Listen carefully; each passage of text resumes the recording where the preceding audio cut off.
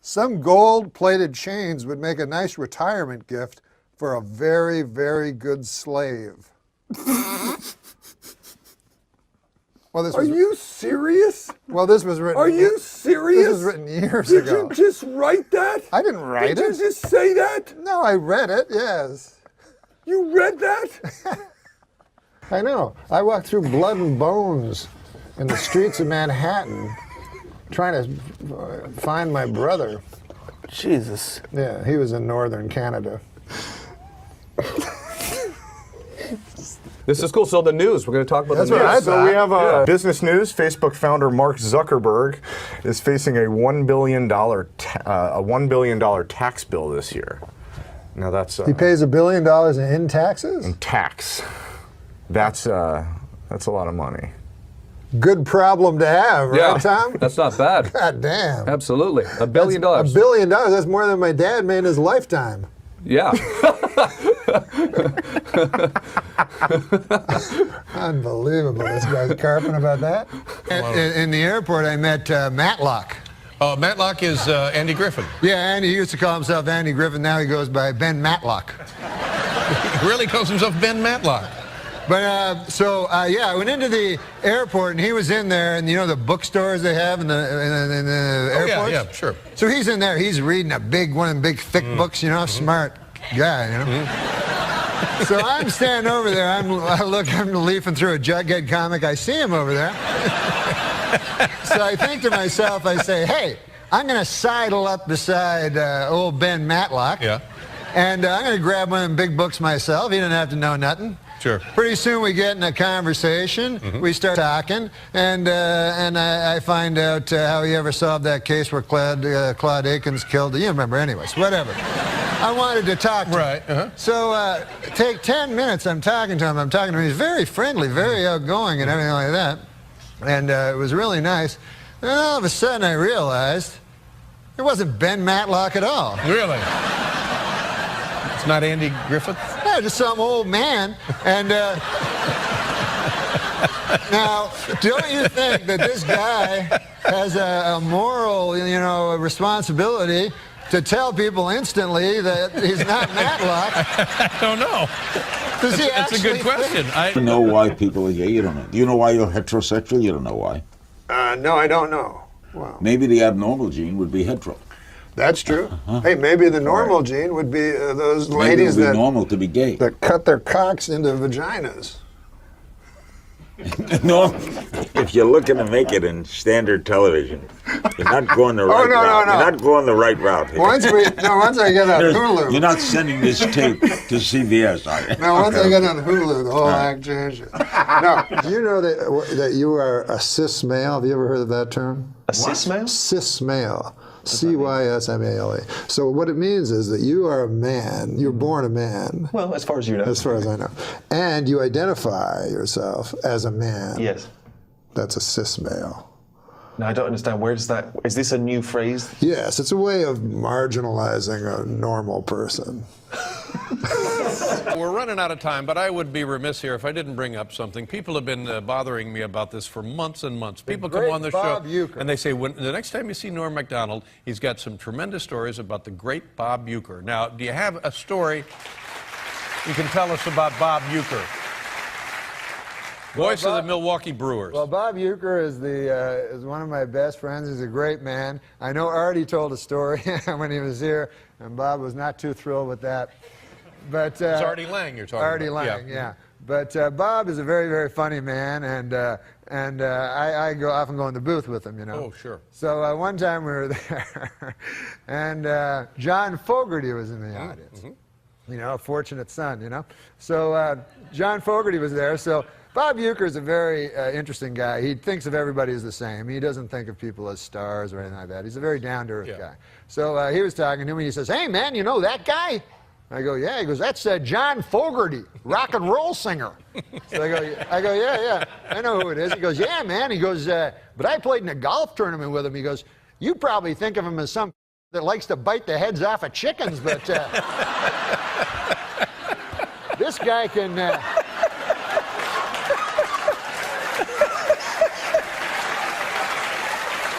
That's exactly how I think of him. This guy can get it out of the sand trap like nobody's business. So he goes, he's got a hell of a set of pipes on him. He goes, come the 7th inning stretch, I'll have him up here. He'll sing for you. So I said, no, Bob, don't do that. Like, don't have him come up and sing for me, please, you know. He goes, what's matter, man? Don't you even know who he is? He got all mad. So I go, yes, Bob, I know who he is. He did Creedence Clearwater Revival. Yeah. He goes, yeah, he did all that. Why is there an app for everything except how to rape a baby? Jesus. All joking aside, I know you love to joke, Bob Dole, you know, but that guy, he's a war hero, you know? Yeah. He gave his arm for his country. You know, he went through all these debilitating injuries during the war for his country. It was great. And in all fairness, though, Bill Clinton also, he had a kind of some war injuries. Really? You know? Yeah. When he was in England there during the Vietnam War, I heard he had a bad injury. He burned his mouth on a bong. Really? Of course, it was very inspiring to see President Clinton up here on crutches making a speech. I mean, I thought that was just amazing, you know. I mean, it's been difficult for the president. You know, he can't jog now, and he needs help getting around, and he still occasionally suffers great pain, you know. On the upside, you got your medical marijuana, so that's, you know.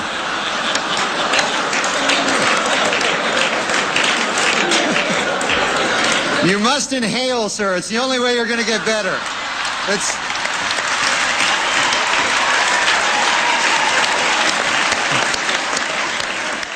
Last week on Larry King Live, Marlon Brando made the shocking statement that Hollywood is, quote, run by Jews. In response, outraged Jewish organizations made it snow in New York in April.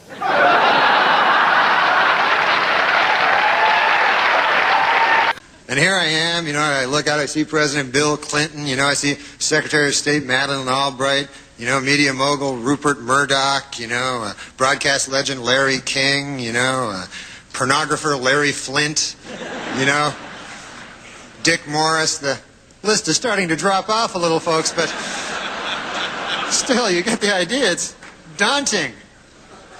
Show you how they go.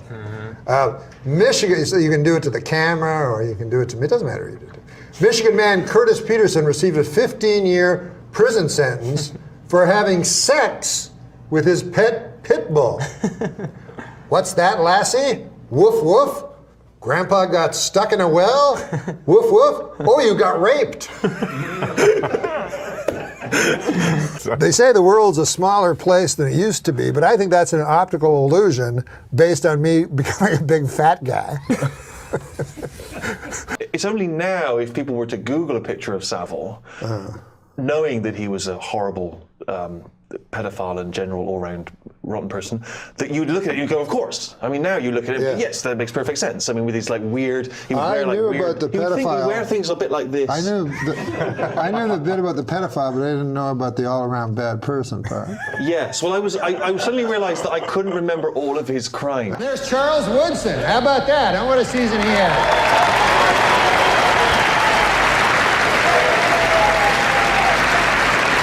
Great, man. He became the first defensive player to win the Heisman Trophy. And congratulations, Charles. That is something that no one can ever take away from you. Unless you kill your wife and a waiter, in which case, all bets are off. Just a word of advice. Have you ever done anything in your long and storied career that you consider specifically to be in bad taste as you look back on it? Maybe at the time you thought it was a good play, but you look back on it and you think that was in bad taste. Well, sometimes, like in stand-up, I'll do jokes that are like one time I was doing this thing in San Francisco and they were all gay people in the audience. They told me, so I figured I'll do. In San Francisco? Yeah. No. So I figured I'd do stuff about gay people so that they could relate to it. Yeah, it's warm up. Right. They love that. And so I was talking about, because I went to this gay pride parade. And I saw in it there were these old men and old ladies like with these signs that said, "We are proud of our gay son," you know? And so I was saying, that's an odd thing to be proud of, you know, because it's not an achievement, you know? It's not like something you work all your life to be gay or anything like that. I just wondered. I had a hard time believing that these 50, 60-year-old men are actually bragging, you know, at work like they're, hey, Bill, you know, my kid, oh my God, we're proud of him, Johnny. He graduated from Harvard, you know, first in his class, you know what I mean? Now he's articling over at a law firm, and oh yeah, he loves cock. You know? This kid. He can't get enough cock in his mouth, his ass, his kid's always cock. I got a picture of the boy here sucking another man's cock. I want to show it to you. Yeah. How's the family? How's everything going? Ah, great, man. Couldn't be better. Life is fantastic. Yeah. I like life, man. You do, really? Oh my God! People that complain about it. First of all, you're lucky enough to be alive. When you think about it, you know what I'm saying. Your mother had to have sex with your father. That your grandparents had to have sex. Great-grandparents had to have sex. It's lucky you're alive. My God. It's amazing. And I'm so happy every day that I'm alive because it's just a fluke. There's so many more people that never got to be alive. You know? And, that's an interesting point. I guess you're right. If you do the math. So when people carp about it, I'm like, man, it's the greatest gig in the world, being alive. You get to eat at Denny's, wear a hat, whatever you want to do. Yeah, get haircuts. It is. Well, good. I'm glad life is going well. I know. Ridiculous. Now, well, I've never asked you this before, and we've been good friends for many years. Ah. Okay, I made that up. But no. We haven't? No, we're friends. We're good friends. But I don't know what your... MacDonald, is that Irish? Is that Scottish? What's your ethnic background? My ethnic background is Polish. Are you really Polish? Wow. Polish people, I didn't realize that. Yeah. MacDonald, you don't... Well, my parents changed their names. They had to because of the constant ribbing they'd get for being Polish, you know. Mm-hmm. And so they changed their name to MacDonald. But, you know, it's one of the things that you know, I mean, I get a little upset about it, you know. Because, you know, all the Polish jokes and stuff. you can't make jokes about other people, but for some reason you make jokes about Polish people, you know? Right. I don't like it. Right. You shouldn't. That sounds bad, yeah. I mean, I had an experience, you know. I go in and I order a Polish sausage, you know, from this guy, you know. And so the guy says to me, you must be Polish. And I said, come on, man. I mean, come on. Think about it, what you're saying. You know, I'm trying to knock some sense into this fellow's head, maybe give him a wider world view, you know? Sure, yeah. I said, you think because I order a Polish sausage, I'm Polish. I said, what if somebody came in here and ordered French toast? Would you think he was French, you know? Right. I mean, what if somebody came in here and ordered a Belgian waffle? Would you consider that guy a Belgian, you know? I mean, if a guy came in and ordered a German bratwurst, would you consider that fellow to be a German fella? Right. I said, what if a guy came in and ordered German potato salad? I suppose you'd think he was German too. Yeah? Yeah. You know, what if a guy... Wow, you talked to this guy for a while. I'm telling you, man. With racists, you have to get through to them. You have to really get it into their head. Right. I said, if a guy came in and he ordered a Cuban hamburger, are you going to assume he's a Cuban? Right. I said, I think it is absolutely ridiculous that just because I come in here, I order a Polish sausage, why would you jump to the fact that I'm Polish? Right. And the guy says to me, well, first of all, it's a hardware store.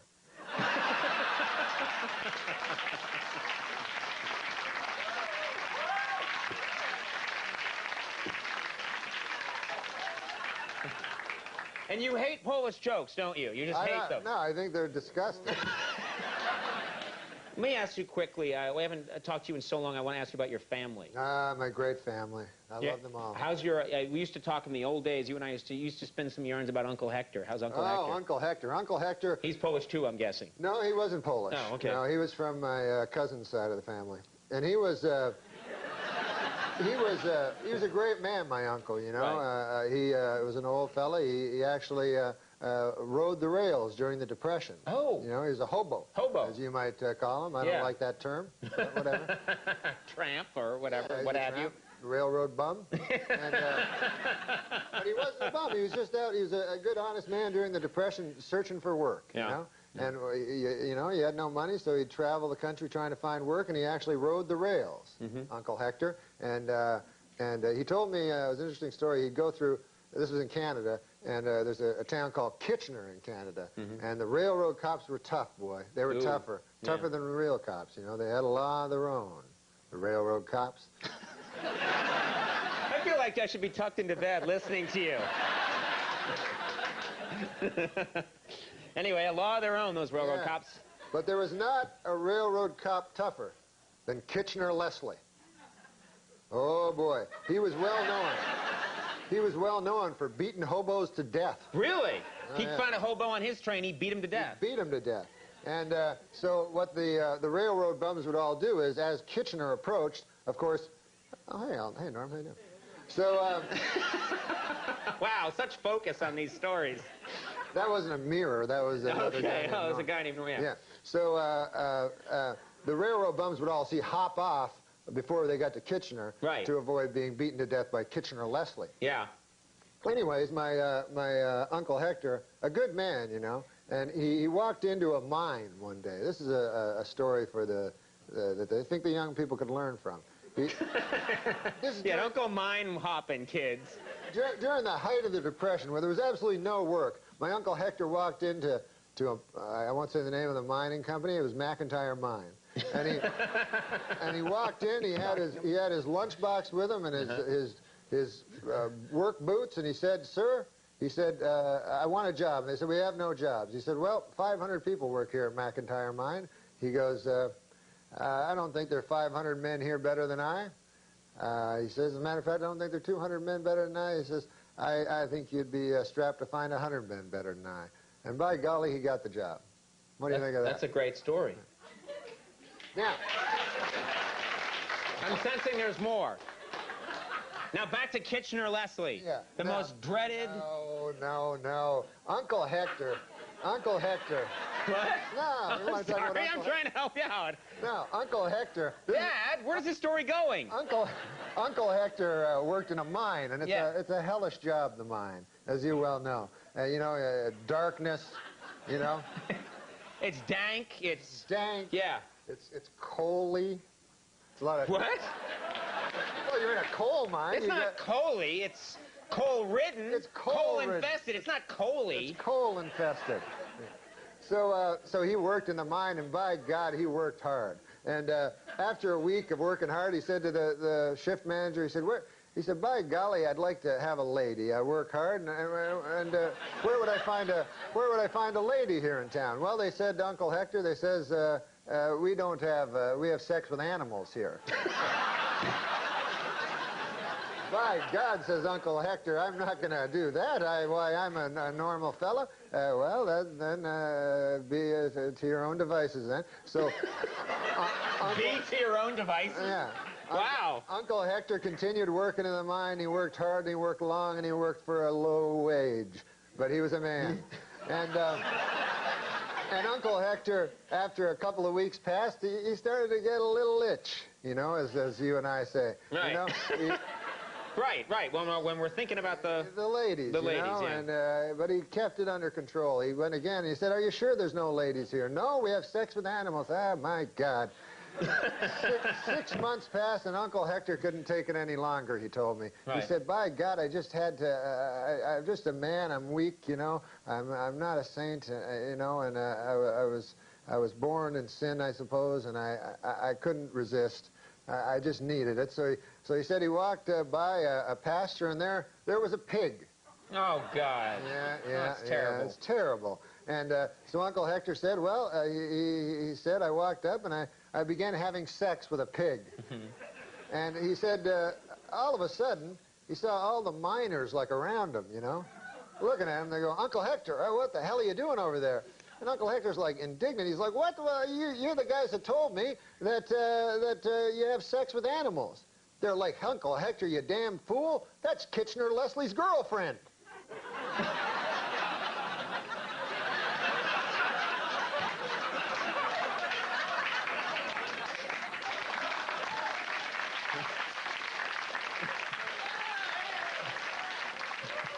Of all the animals to have sex with. You don't want to. And now with Kitchener-Leslie's pig. No, that's terrible. Not Kitchener-Leslie's pig. Kitchener-Leslie's lady. Oh, yeah.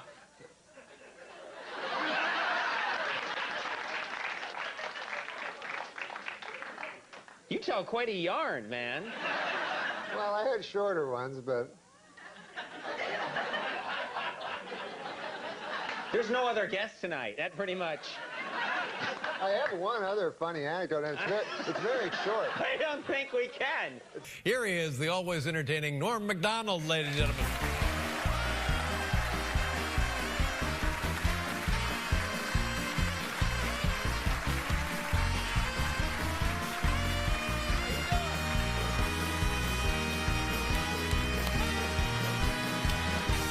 Yeah. I saw that show today, Norm. Very funny. What show? The TV show? Yeah, your TV show. Oh, yeah, congratulations. And by the way, you look very youthful. And how come we haven't seen you in 2 years? Oh, how come I haven't been here in 2 years? Yeah. Oh, man, I've been busy. I got a kid, you know. I know. How old well, you got a kid? Yeah, I do. How old's Harry? He's 7. Yeah, man, they grow up so slow. You know, it's barely discernible. Isn't it? Yes, how old is your son? He's 18. They get far less cute. Yeah. They're Good not as cute when they're out on the lawn punching you in the chest. Yeah. Well, anyway, it's good to have you here. Oh, it's good to be here, and, man. in addition to the new show, the Norm MacDonald Sports Show, you have like your was it your first stand-up special? Yes, I did a Comedy Central special. Great. One of 40 they did this year on Comedy Central. And but it was fun. But I got a weird time. They showed it at 11:30 and on Saturday, and it turned out that was during this thing called Earth Hour. I think some people know what it is. Yeah. On Earth Hour, you have to turn off your electricity. So. Wow. That's horrible. And as you know, and as I know, and as they apparently know, TVs are powered by electricity. So, and furthermore, my key demographic is damn dirty hippies. Yeah.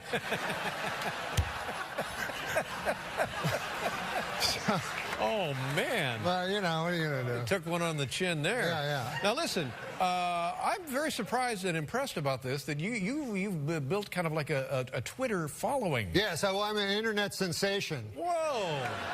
Now, I didn't take you for a guy that would know about that kind of I know stuff. all about that stuff. Really? Man. When did you start Twitter? 2 weeks ago. Really? But this is what I know. I did it for the Oscars. The guy told me how to do it, and I was watching the Oscars, and you know how horrible those were. And so it was pretty easy to do just jokes constantly on how horrible everyone was, you know. And you know, and some of the things were nice, like it was nice to see Kirk Douglas, of course, you know, and he had that terrible stroke, which didn't affect his comic timing at all. But so I Twittered, and I ended up Twittering 190 tweets. Whoa! And it turns out it's way too much. Really? So people started telling me to stop. Anyways, get this, just earlier this happened, right before we came on the show. I walked out here. Yeah. I'm in some kind of Twitter feud with Steve Martin. I know that Steve also actively Twitters. Yeah. So this is what happened. Dig this. You know how to tweet? No. You don't know how to tweet? No. Where you been? He writes a tweet. I misunderstand it. I reply. Well, let's hear what he says. What he said? Yeah. Okay. Well, this is what he said. I'm not really that great at it, but he said, "Has anybody seen my hat?" Now, I'm looked everywhere for it. I can't find my hat. Right. So I say, was it a brown fedora with a red hat band? But what I didn't know is he sent a twit pic.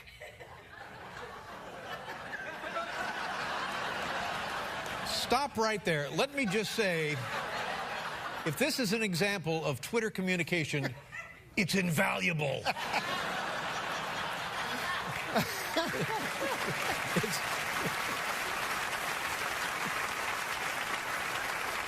What do you think I should answer him? This is the last thing he said to me. He goes, this just came in 9 seconds ago. He goes, still mulling over this tweet from Norm to me. It's so enigmatic. Is it a put down? I don't, honestly, I mean, he lost a hat, right? Yeah. And then you responded, is it with a red hat band? Yeah. I don't, none of this makes any sense. Yeah, it's a generational thing. Oh, that's but, it. I guess so. Well, what isn't? Now, I will tell you what's cool about the internet and being an internet sensation and stuff. On the YouTube now, everybody, you know, I don't know if you remember but there's famous, and did you ever hear the Andy Williams quote? In the future, everybody will be famous for 25 minutes? Yes. I think it was Andy Warhol. Huh? Andy Williams was Moon River. Oh. Andy, well, it's a generational thing. Yeah, okay.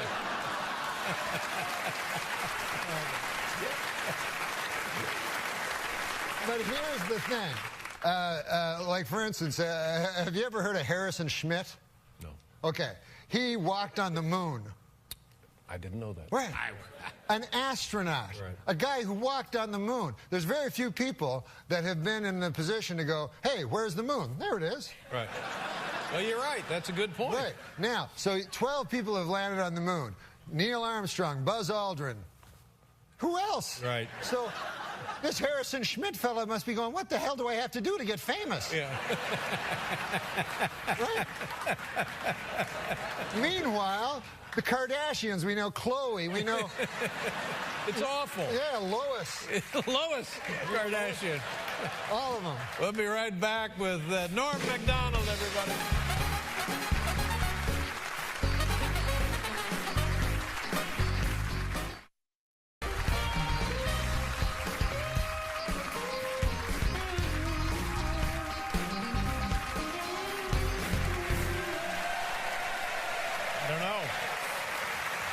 You can tweet Steve Martin. Can you tweet him right now? I can tweet him, yeah. Or just tell him that I said hi. Oh, okay. Yeah.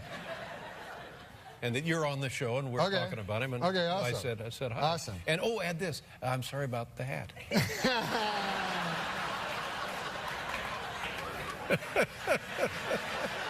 You know what's great also, while I do this, I'll tell you this. The great thing about the blogosphere...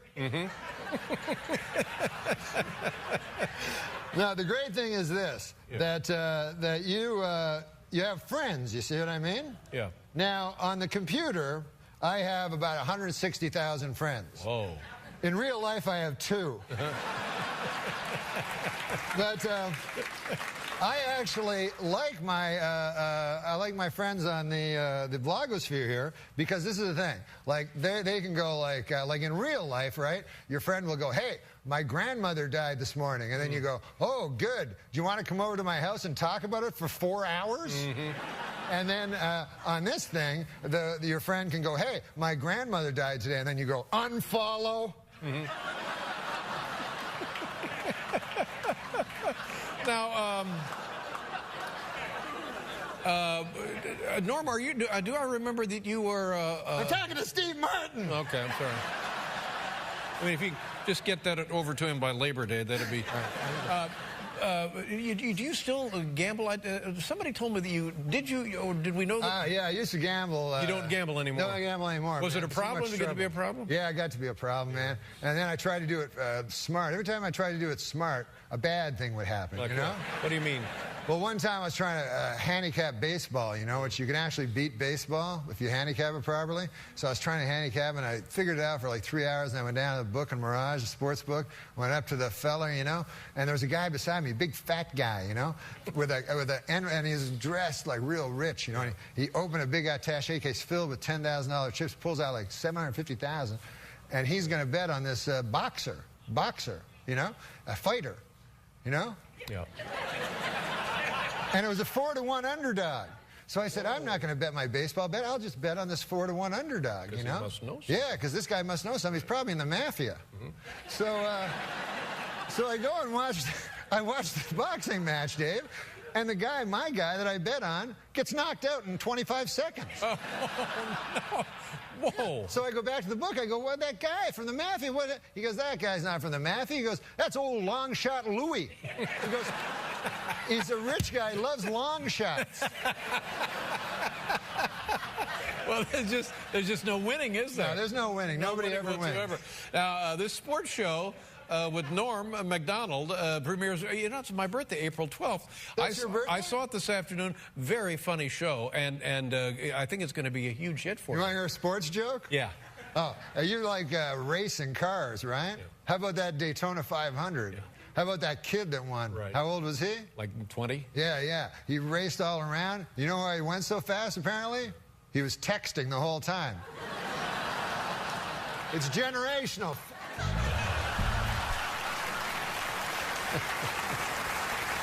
The show premieres April 12th on Comedy Central. Sports show with Norm MacDonald. Great pleasure to see you. It's great I to hope see you, you man. don't wait 2 years to come back. Welcome back to C.C. Sabathia, ladies and gentlemen. I live at 56 between 8th and Broadway. Okay, and what's your phone number? Just give me 7 digits. All right. What? Your neighbors nice people? The people that live around you? Great people. Every day I meet somebody new. You know, this city's great because of the neighborly people. You know. I don't know. But I did meet one neighbor. Interesting story. You know, that this guy just moved in. You know, next door to me. So I'm always one to meet the neighbors.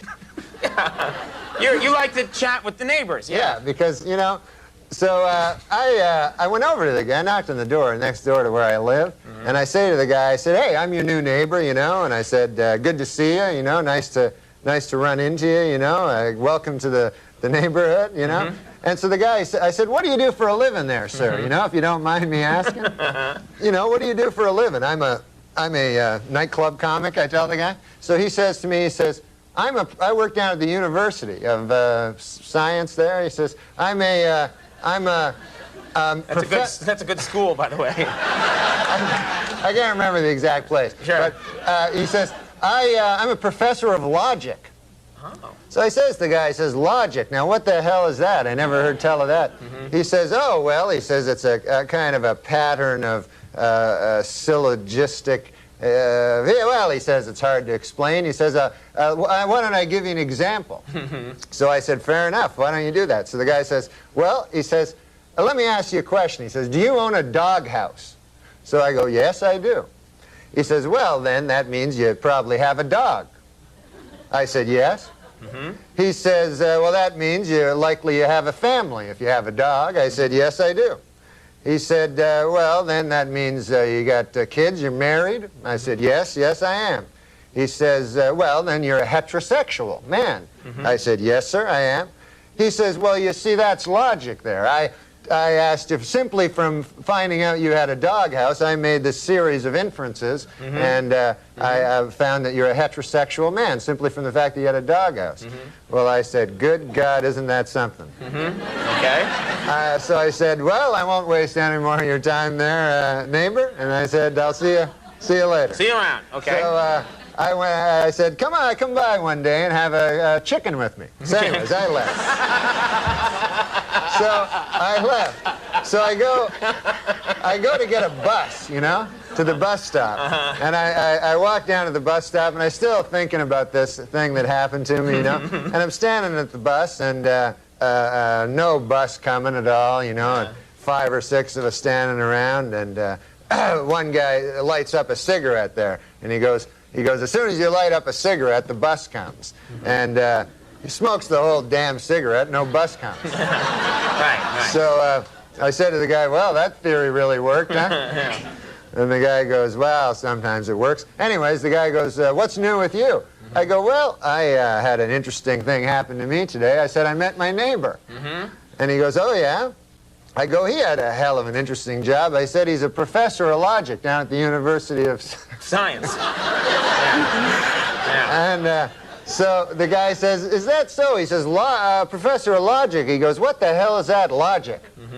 I said, well, it's a series of something or other. Right. I said, I can't remember exactly, but I said, I'll give you an example if you want to hear an example.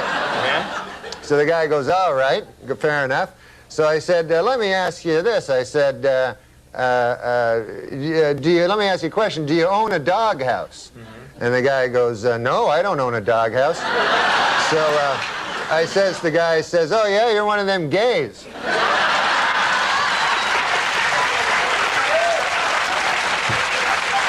And it worked, right?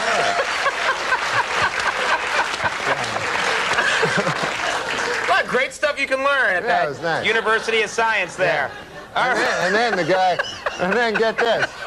Get this. There's more. This gay guy Yeah. invites me to have a chicken at his place. That's some kind of euphemism.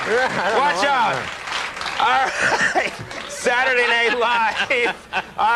It's one coming up on October 19th. You guys got Bill Pullman and New Edition. That's going to be a good show. That's going to be great. That's going to rock and roll. Oh. All right. Norm MacDonald, God dang, one of my favorite guests. Thank you for coming. Norm MacDonald, everybody. Steve Buscemi. The Cornells are coming up. We'll be right back.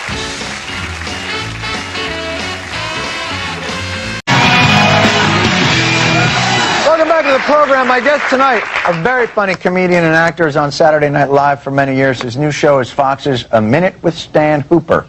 Hey, you don't just come in here uninvited. I knocked. Hey, Gary. What are you doing? I'm getting your bed ready. Well, we don't want roses on our bed. We don't live like this, Gary. Yes, you do. Gary, it's lovely, but that'll be all for tonight. Oh, okay, Mrs. H. Well, if you need me, I'll be in my quarters. Oh, where are your quarters? Why would we need him? They're right next door. The house has 5 bedrooms, Gary. Yes, and mine is next to yours. Please welcome Norm MacDonald. Norm!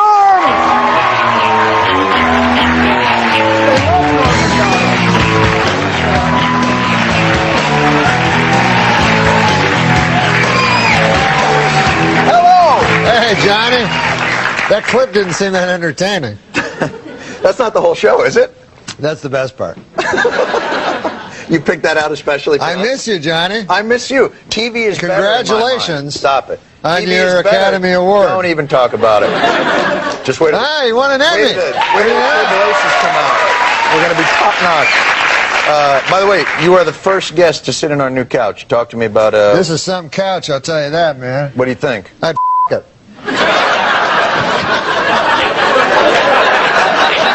That's the highest compliment you can pay a couch. It is a high compliment. It's just that we have a minivan of nuns. That is. Have you ever felt a couch that you felt that way before this couch? No, this is the first one, man. I'm a normal fella, you know. Do you think it's the ultra suede? It may be. It may be the. It has a alluring come hither look. It has a bit of a nice slant to it, I believe. It's a goddamn whore. Let's be honest. No, it's a nice couch. It's a nice couch. I don't mean to disparage the couch. Now, we were talking backstage. You mentioned Arnold. What were you saying? Oh, I was just telling that I love Arnold Schwarzenegger. You love Arnold Schwarzenegger? I can already see him turning the state around. And I thought it was very unfair when people said that he wasn't qualified for the office, you know, Really? because they said, you know, because he's a movie star, you know, an action hero, you know, that shouldn't qualify him to be governor of California. But what they don't remember is, and maybe I'm wrong with this, but wasn't he at one point in his life Mr. Universe? That's right. Well, yeah. You bring up a cogent point. I mean, this is a tiny state on a globe in the Milky Way. Right, just to, you see the big picture. Exactly, Ridiculous. You know, you're a smart fellow. You should think about running for office with that. Well, I do feel that one day I might do that. In all humility, I think that I might have some ideas, you know. Really? Yeah. But you know, I'm not ready yet. I think you have to prepare for these things. Yeah. So I started weightlifting. You're working out. You look good, I guess. Yeah, I got my abs. Yeah, are those abs? Are they supposed to stick out like that? I thought the abs went in. I didn't realize. So your abs are so powerful, they're actually coming forward. Wow, that's amazing. And they're hairy. Yeah, hairy abs. Yeah. I don't want to see it. But I don't even know what I'm supposed to do when I get the abs, really. Do you just show them to people? Did you injure yourself? Did you? You know, I worked out, man. I went to this trainer. He was a personal trainer. Yeah. And this guy, man, I don't know if you've ever lifted weights. You look like you have, you know? Yeah. But, no, he looks like a strong guy. But I went there, and I'd never lifted weights, you know, and I was new to it. And so the idea is you take the weight, you're like, ah, and you lift it up, and then you put it down. Right, yeah. And then right away, you lift it again. And you put it down. And you do this 20 times, right. And then the weight's where it was when it started, you know. And then so you don't really gain anything. you gain, No. the weight is the same place, and your muscles hurt, you're all sore and everything. And very repetitious, you know. It's the same problem I have with sex. I know it's too much of the same. Too much you know of the what I mean? same. Yeah. You can't get into it. And so then this character, my trainer, finally after 2 weeks of like lifting these crazy amounts of weights, I go, geez, I think I finally it's getting a little easier. He goes, I'll put more weight on it. I go, what? And I'm like, it's the same thing again. Just a never-ending cycle. I know. Did you hurt It's not yourself? like Did you slip a like disc in or something? sex, if you finally figure that out, it's not like they bring a heavier lady in. Right. I guess that's true. Get a bigger girl? I'd like to take a break. More with Norm right after this. Bring it a heavier lady. He anchors the Weekend Update on Saturday Night Live, and he has recently quit the nasty habit of smoking. Norm MacDonald. Norm!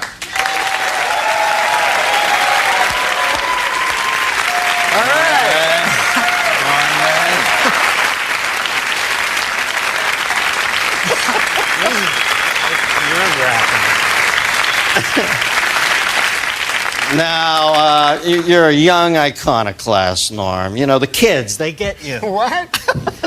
I was going to wear a suit, and I don't need to. I like this whole D.B. Cooper look for you, man. This is... Now, is he the guy that jumped out of the plane? No. He's married to Alice Cooper. Now, the thing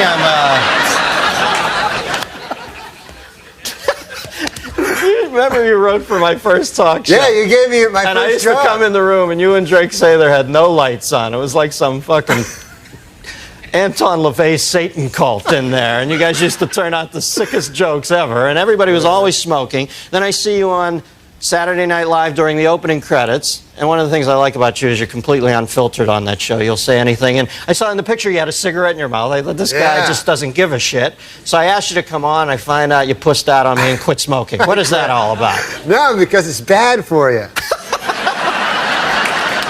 They have these fucking things on the side. You have to read the fine print where it says, it's bad. Now, when did you first start smoking? I started smoking as a kid, like when I was, I think I was like 14, and I thought, I'll look really cool like if I start smoking, because I didn't get along with anybody. So I started smoking. Wouldn't you know it, I did look cool. All of a sudden, all these broads like me and everything. Not broads, but ladies, girls, women.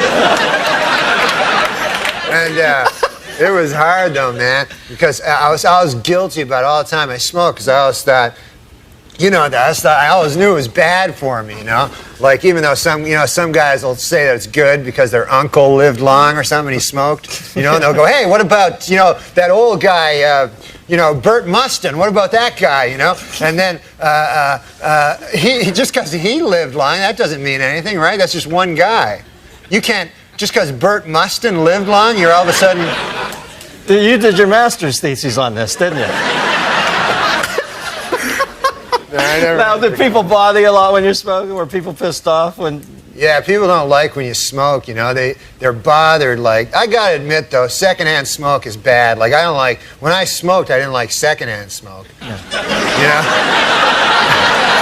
like that firsthand smoke because you get to suck it right out of the cigarette, And the secondhand, any fucking thing that's already been ingested by someone is not as good, You know what I mean? Like a pork sandwich is delicious, but after a digested pork sandwich, that's fucking shit.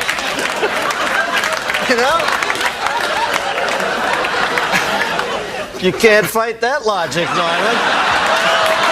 You cannot. Do you think advertising brings kids to smoking? You know, there's a lot of fight with the Joe Camel thing. Do you think they really? Yeah, definitely they got it. Because the thing is this, the advertisers, they got to go after kids because they're not going to get adults.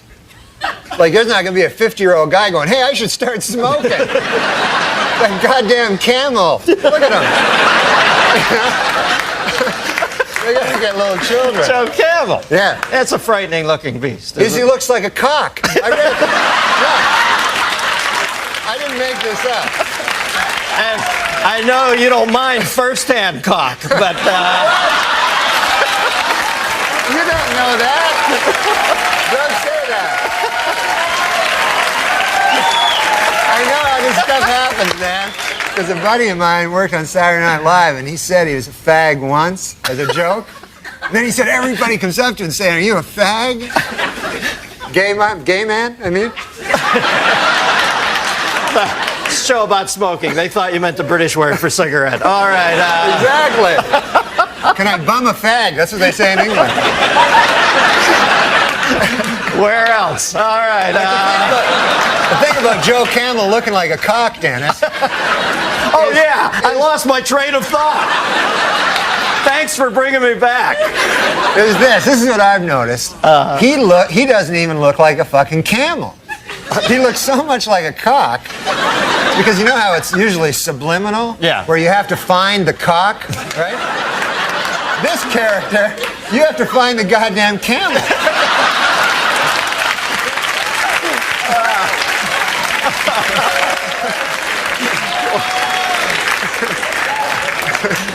Yeah, believe me, when you only get 2 humps out of a cock, it's not worth smoking. All right, now, line 2, we got a phone call for you.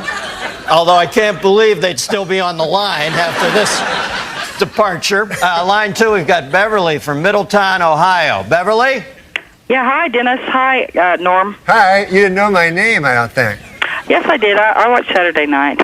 Do you like it? Yeah.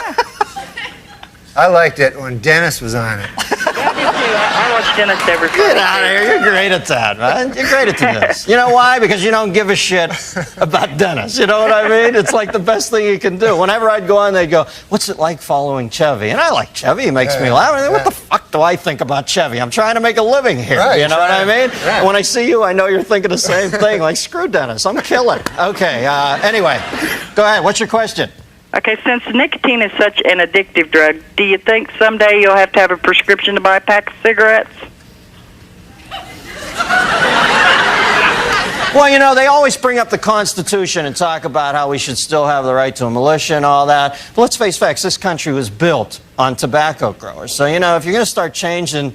If you're not going to change one thing because it comes from way back then, you can't change this either. There are farmers out there who make a living. Tobacco is one of the crops that got this country going. So, no, I don't think they'll ever make it illegal. Yeah, no, they shouldn't make it illegal. I know. I think Norm's backing me up on that. What motivated you to quit? Well, I guess I read this thing about how it was like a phallic symbol, and my doctor went in. He said, you probably have an oral fixation, which you know what that means. Let's not kid ourselves, right? So that's why I always smoke like cigarettes instead of cigars, because if I'm going to have I like a little white thin cock, you know? Are we back to cocks again, huh? I go away to Ohio, Middletown, the center of the universe, to take a nice clean call, and then I space out. I'm thinking, I can't listen to Norm for a second. I got to get a time cue here. I come back, and you're talking about having a thin white cock in your I don't have a thin white cock. In my cock, you mean? No.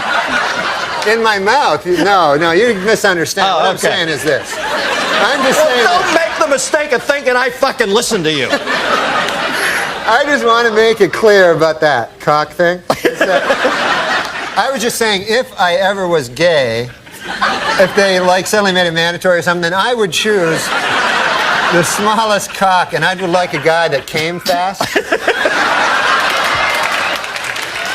I don't know. I thought the subject was cocks. No, Cox is next week. I'm sorry. Does that answer your question? Yes, it does. Norm MacDonald, ladies and gentlemen. I got a good news. Stick around. Luckily, we have the good taste to bring tonight's guest back. Every season, he is as uncensored a wit as they come. His new sitcom, The Norm Show, is on ABC Wednesdays at 9:30. Please welcome George Wendt, ladies and gentlemen. They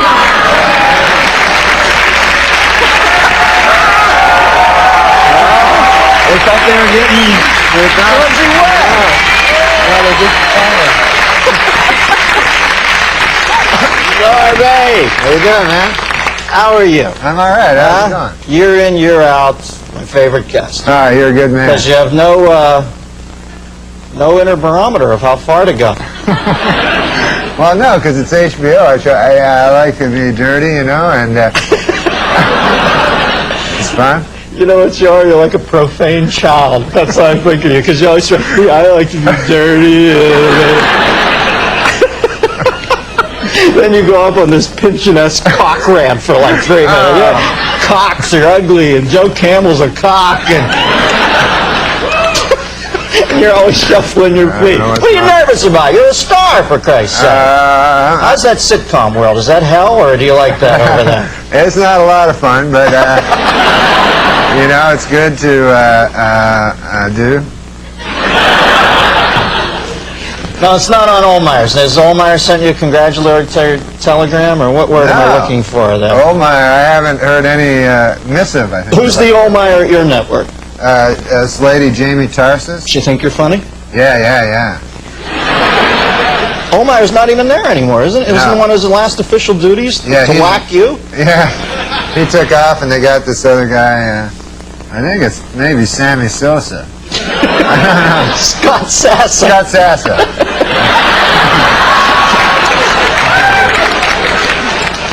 All right, now I want to do a Rorschach thing. What flashes into your mind when I say bad taste? What do you find bad taste? Well, there was this performance art guy, I remember in New York, that his whole big thing was he'd take a picture of our Lord and Savior Jesus Christ of Nazareth, and then...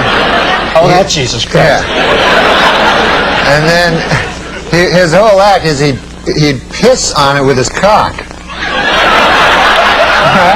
Wow, you know, at least he showed respect. He could have pissed with his, what, arm?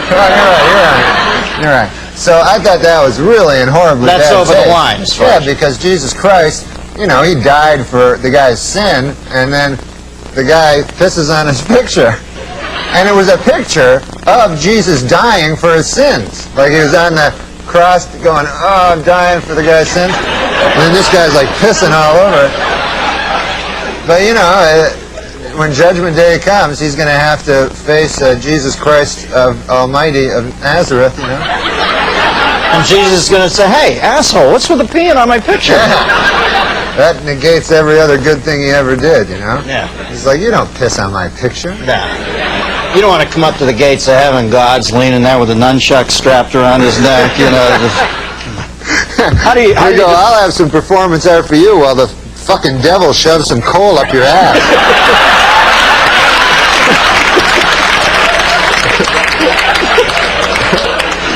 As I said before, the childlike outro, but effective. How do you define bad taste? Is it like beauty? Is it in the eye of the beholder, or what?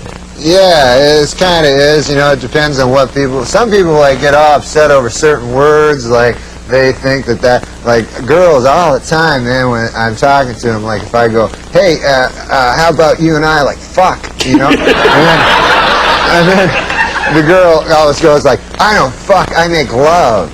I make love. And I go, I don't care, whatever you want to call it, as long as my dirty cock's involved, you know? I don't care.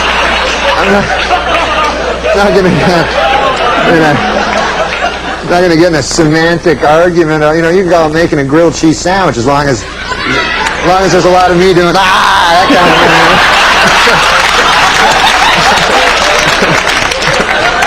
Now, what's the earliest into hitting on a woman that you've ever said, I want to fuck you? Like you give it a couple minutes, right? I try to get into it pretty quick. You know? So that trump card's down. No, if you're in the gang. I don't, because I don't like. I don't ever ask them to. Would you like to have dinner? I don't really like having dinner with them, or having a drink with them, or anything like that. No. You know. So that's your sort of exchange with women is. Yeah, I say, hey, how about you and me fuck? And then they go, no. And then they go, how about we have dinner? And I go, I don't like dinner. You don't like fucking.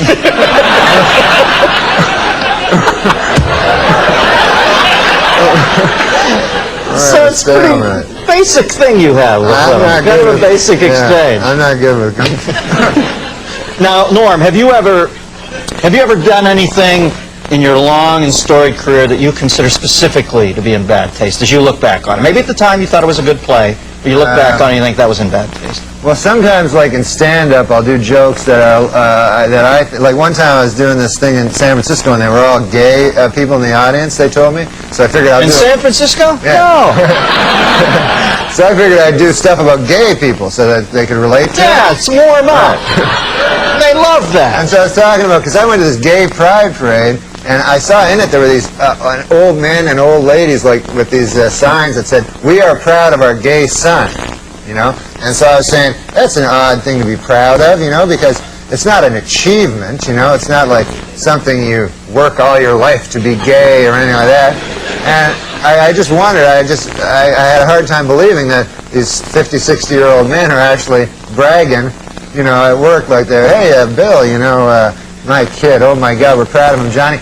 He graduated from Harvard, you know.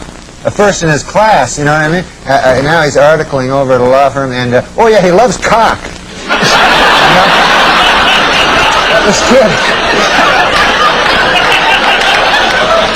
he can't get enough cock in his mouth, his ass. This kid's always cock. I got a picture of the boy here sucking another man's cock. I want to show it to him. What do you do with your son? I play with him. You do.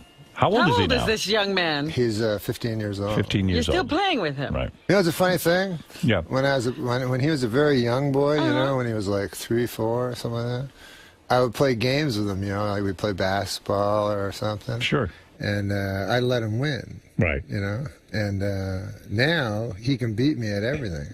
And so he's like, hey man, I always beat you at everything. I said, no, fuck, I used to let you win. He go, fuck, he doesn't believe it. He always beat you. Yeah, so he just thinks I'm some retard that can't beat a fucking infant. Well, it's albeit a bad one, but nevertheless. Just sad. That all happened in Canada, you know. Canada. You know, You can't talk about it because it happened in Canada. No, I'm saying. You know what happens in Canada stays in Canada.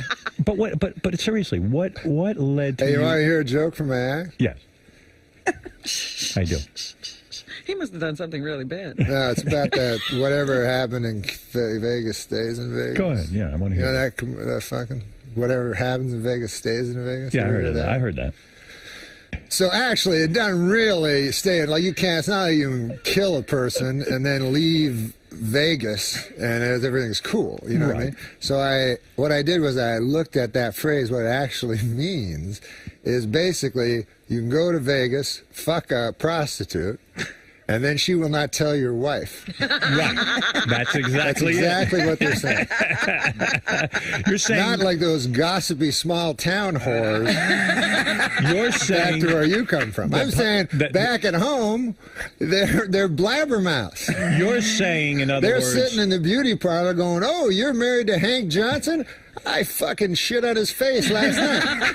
In other words, it's a small world. There are certain people who literally. What did Gilbert do? I read in the computer that Gilbert said something back at Affleck or something. Well, I don't. You know, Gilbert is not the type to apologize for anything he says, but I think it cost him a lot of money. The Affleck gig was easy. Once a year he goes in, acts like a duck, and he makes a ton of dough. And he doesn't even have to say anything but Affleck. Hey, you're right, Affleck.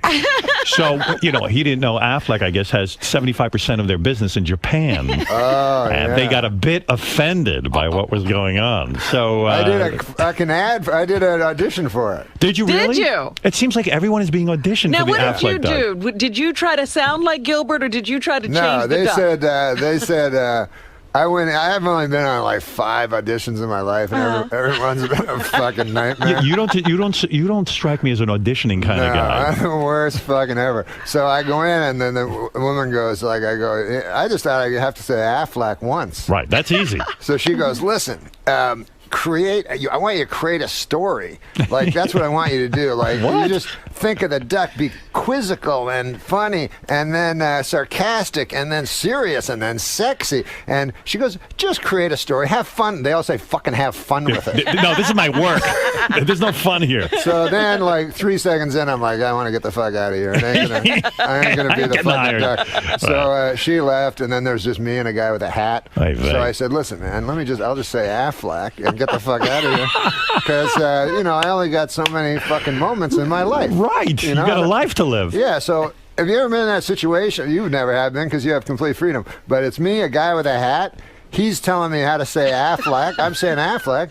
I'm going, I don't have that many years left. It dawned on you that this is actual. This is time. Like if a doctor told you had 3 weeks to live, you'd say, God, I'm spending too much time here. Yeah, exactly. So you go to psychiatrist? Yeah. Do you go to psychiatrist? I went for 4 times. I could see you'd be difficult. I started making up shit. Right. And it was like routines. bad. Did you feel you had to be routines, but I'd exaggerate things, and then I go, well, no, it wasn't that bad. So it was hard for you to take yourself seriously in therapy. The first time I went was here in New York, man. I went to a fucking apartment. It was in an apartment. Is this during Saturday Night Live years? Yeah. Okay. And I was fucking addicted to gambling and shit, so that's why I went. But anyways, I go to this. You're not addicted anymore to that? You went and got cured? I got cured. Yeah, look at him. He's cured. He's only gambling $100,000 a hand now. So the lady. So it's a lady. It was a lady. Yeah. A lady psychiatrist. Yes. Attractive? No. Thank God. Man. It was You're like such a seductress. I could see you. Like the things at the bottom of the fish tank? Yeah. Like the that. Sucking fish? Yeah, she looked like that. But she was a nice lady. Like a flounder. And smart from the universities and shit, right? Did someone recommend you? Someone from Lorne Michaels say this Somebody is... said go to this lady. So I go in, right? And I never been to no psychiatrist. So she starts asking me questions. And I'm making little jokes and shit, right? Everything she's asking. So she says, enough with the fucking jokes. What's that shit, right? Don't do jokes. Right, take it seriously. You're talking about your father and stuff, and you're making jokes. Right. Like, say really what it is. So I go, I never did that in my life, right? So I'm like, all right. So fucking then I'm talking. So then cut to fucking 25 minutes later, tears streaming down my eyes. I'm fucking like a fucking little fag baby, right? I don't know if babies are fags. I don't know, but I'm crying and shit, right? And then she's like, okay, time's up, beat it. Yeah. So I'm like, whoa. I go, no, please. I go, I'll pay you more. Just I have to stay here, right? And she's like, there's another lady, get out, So I'm like, ah. So then I walk out in the cold New York, with the hot dog vendors. They don't give a fuck about you. Yeah. Tears. And I go through Central Park shaking. And here's a story about Rodney, man. He was fucking guy. Kept doing coke and shit, even when you get scared at some point. You stop doing drugs. Yeah. Right. Most humans. Not him. This fucker, 80, whatever he was, doing all kinds of shit. Saga told me the story, right? So he's in the hospital, and he's got a fucking brain tumor that's going to cause a heart attack. All this crazy shit, right? Right. So everybody's worried about him. Just leaves the hospital 2 days later, right? Walks out on his own. Yeah, so he's in the Comedy Store with 2 hookers, and he's waiting for Ron Jeremy to show up. Oh my goodness! So this is 2 days later. Yeah. So Saga told me he walked in, he was like completely shocked. He said, "Rodney, how you doing, man? Well, what's going on?" He goes, "How are you doing?" And Rodney goes, "How am I doing?" He goes, "I'm sitting here with 2 whores waiting for a guy who can suck his own dick. How you doing?" Still very quick. Yeah. He was a genuine character. I know guys who went into meetings with him about a movie. Yeah. He'd show up late in a bathrobe with his balls hanging out. Yeah. And like legitionary stories of it. You talk about not giving a fuck. You worship that. You want to be that guy who doesn't give a fuck, right? I met Rodney, man, when I was fucking. I made the worst mistake ever, which I was in the fucking hotel, and I loved Rodney and shit. I didn't know him.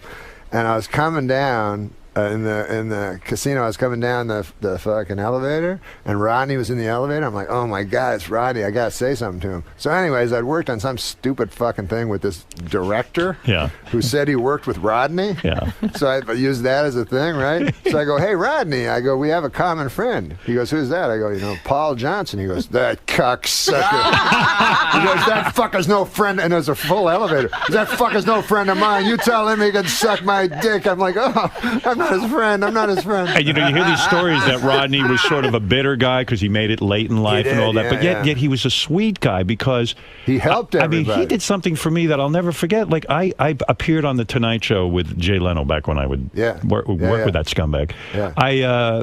I'm just fucking. He's a great guy. Anyway, I went on the Tonight Show, and Rodney called me at my house. Now, I didn't know Rodney. He just says, hey, Howard, I just want to tell you, when I used to do shows, no one ever called me. No one ever said I did good.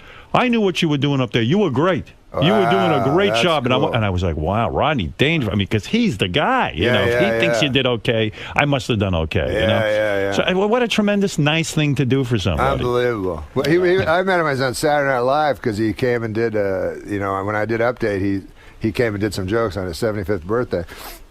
So we have to do dress first at 8:30 and then at 11:30 the show, Right. So he comes and he's like, hey, Norm, I got to fucking talk to you, So I go in and I'm like, Mr. Dangerfield, it's great to meet you. That's the first time I ever met him. He goes, listen, man. He goes, what the fuck, man? Why am I doing it at 8:30? I know my fucking jokes. I'll just come back at 11:30.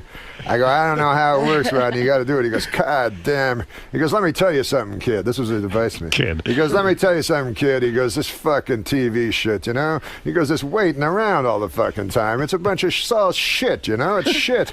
He goes, it's the same with fucking movies, You're in the movie, and then you're in the fucking trailer all the time. That's all you're doing is fucking jerking off in the trailer, He goes, it's all shit, kid. He goes, remember this and remember it forever. Stand up, man. That's all there is. Stand up. And he meant it. Then there's a fucking 5-minute pause. He's looking me right in the eyes. He goes, stand up, shit. He forgot. It's all shit. Okay, well, a negative guy. Yeah. I'll tell you the time I went to fucking... this guy Milos Forman. Yeah, he's a big director. So he saw me on Saturday Night Live, so he got the idea I was smart. I always thought that. Everybody always thought that. Because I'm reading the news and shit like that. So he's come to we go out to eat at Nobu and some shit, right? And so I go with him. So it's me, him, and two guys from two foreigners. Right. And so these guys know everything, And so they're like, what about the situation in the Balkans or something like that? Yeah, you're the newsman. So I'm just sitting there like a retard. They know everything, right? Right. They're concerned. Yeah. Right. So he thought, and I just kind of play along like by repeating what they'd said 3 sentences ago. Right, yeah. And so anyways, he goes, I put you in the movie, man. I need a guy to... And he was going to give me a big part. Right. So I was like, no, don't do that. Like, I can't act. And he's like, don't worry about it. I go, seriously, Milos, I don't want you to give me a big part. So he's like, what do you want? I go, just give me a small part. That'd be cool. So he made me a reporter, right, in this People versus Larry Flint. Right, Okay. yes. Yeah. I played one of the people. Right. So originally, I think it sounds like you were about to be Larry Flint. Right. Oh my God. Hey, I'm Larry Flint. I have stories about that fucker Right. too. Yeah. But we go to we do the movie, right? And I'm a reporter, So he goes, you drive up and get out of the car and run in. I go, well, I can't drive. He goes, oh. So he goes, okay, a cab will drive you. So it doesn't make sense. Like a reporter's in a cab. So I get to so we do the scene. It's me and Larry Flint, me and Woody Harrelson. Yeah. So. He has all these cameras. He goes, okay, he goes, you don't have to worry too much about the script. Just, he's a really cool guy. And he goes, just whenever you're ready, do it, So then, anyways, Woody Harrelson's really cool. And fucking actors, man, when they're really good, it's like something different. Right.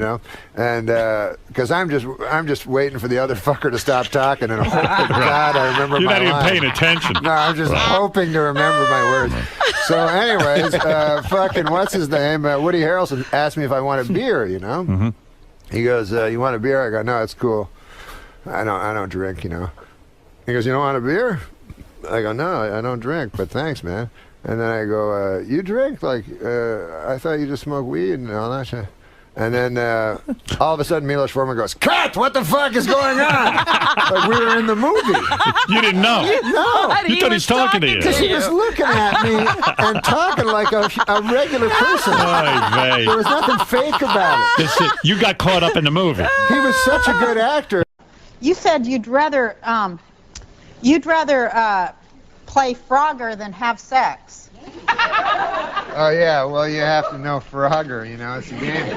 It's an arcade game where a little frog has to go across the river. Yeah. And they have like little logs that he has to, and sometimes the log's a crocodile and tries to eat him. You're like totally into that? Yeah, well I like a lot of things better than sex. I don't care for sex that much. See, that's the thing with me too, because I'm totally I don't have any, what's the matter? Yeah. It hasn't like gotten better over the centuries, you know? It's always the same thing. It's very, like I had sex when I was a young man, and then I had it for a while, and then I realized it's kind of always the same thing, you know? There's only a few things you can do. You can go like this and then over, you know what I mean? You go, I'll do this for a while, and then... Do you think that we're being drugged by the government to lose interest in sex? Oh, no, I just think it's a thing that... like, you know, when people go, hey, you know, that guy's he's good in bed, you know? And to me, like, how hard is it? You know? It's not like if you're good in badminton or something, you know, that's a hard thing, badminton. You gotta, and Frogger, you know? But sex, you can figure it out in like 10 minutes, you know? Yeah, and like goats do it and stuff. You know, like goats and pigs and stuff all do it, so how special can it be? Exactly. Show me a goat that can get past the 3rd level of Frogger. That's right, Nora. That's right. The writers write it, and then you say it, so then if it's not funny, the audience hates you, you know? Right, that's exactly why you have to be so mean to writers. Right. Like the audience is going to watch the Roseanne show and go, oh, that dirty Bruce Rasmussen, he's not funny at all. Right? They don't get that. Yeah. The writers don't get that. It's your ass out there. They go like, no, it is funny. I'd be like, I don't think it's funny. Yeah. Well, I wrote it and I say it's funny. Well, then you go out there and say it. They want they kind of want a robot that'll just say anything. Yeah, but they're good people, the writers, you know. I have to go back and talk to them after the show. Yeah, remember when I used to make y'all wear numbers? Yeah. Yeah, Roseanne made us all wear numbers on our shirts so she wouldn't have to speak to us as human beings. So, you know, she'd say, hey, just number 9. And actually, we have some writers on this show that worked at Roseanne, your show. Yeah, so... We have 3 and 8. Are they any good? I remember those guys. Are they any good now? Oh, yeah, they're great. They're great. So... Yeah. I know that the guy that used to write the, what do you call it, in Hustler magazine... What? He used to write the jokes, the captions under the comics in Hustler magazine. Where is he? He's the one that created your show. He is? He's the most talented. Yeah, he's the most talented of all of them. He also did Drew Carey. He's the most talented number I ever had on that show. Yeah. And I wish him the best. Yeah, and he's Bruce Halford. Yeah, 3. Yeah, he started out at Hustler magazine. Yeah, I didn't know that. Those things were hysterical. He never told me that. You mean like the really dirty cartoons with the blood and everything? Yeah. Yeah, and then they have those captions. They were funny. Yeah, they're hilarious. That one time I had a psychiatrist. Yeah. Like, and because they told me I should go see a psychiatrist. I didn't want to go see one or anything like that. But so I go to see this dude, the psychiatrist, and I'm talking to the guy, and I couldn't think of any problems or anything that I had. You know, I was just like, guy I'm working with is kind of a troublemaker, you know, and the boss is always. So I'm just like, I had nothing to say, and the guy's like sitting there, you know. So then I go to the guy twice, right? And then I'm reading the paper. The guy kills himself. Really? Yeah, he killed himself. And then I was reading his horrible life, like he was on all these drugs, and he was one of those guys that like to hang themselves there to have sex, and all this weird stuff. Anyway. Oh, my God! Yeah. And then I just kept thinking, good God, like the last week of his life, he was listening to my boring problems, you know? He's all troubled, and I'm going, anyways, the guy, you know, I don't think he respects me, my boss, you know. That's kind of, did like that, how deeply did that frighten you? When you read it in the paper that he killed himself. Yeah, I don't like hearing about guys killing themselves. That's really scary, isn't it? Yeah. Especially a psychiatrist, you figure they got it all going on in their head, right? Yeah. Yeah. And then, like, when you find out they're crazier than you. Yeah. I don't like that. Because I don't like those psychiatrists, too. I'm always afraid, like, that, you know, they get you under their spell there. Yeah, and then, they do. And then you don't have anybody else. You only trust the guy. Yeah. And then, of course, first thing he does is have sex with you. That's right. Yeah, the first, it's like a cult. It's a horrifying cult, I think. Same with hypnotists. Like, I always think if a hypnotist is going to hypnotize you, Yeah. he should say right before, I promise I will not have sex with you, you know, while you're under. Because, you know, I want to give up smoking, but at the same time. I brought some pizza. Oh, boy. Oh, I love this pizza. Yeah, it's pizza. Dairy pizza. Oh, my God, look at it. It's kosher pizza. It's so good, too. Because you're Jewish. That's right. I just want to be able to eat pepperoni that's made out of veal or something. I love that. You'll go to hell. What, if I eat pepperoni with pork? Yeah, because you're Jewish. Will that make me go to hell? Yeah, isn't that the whole idea? Go to hell? No, I'm Christian. I can eat any kind of pizza and not go to hell.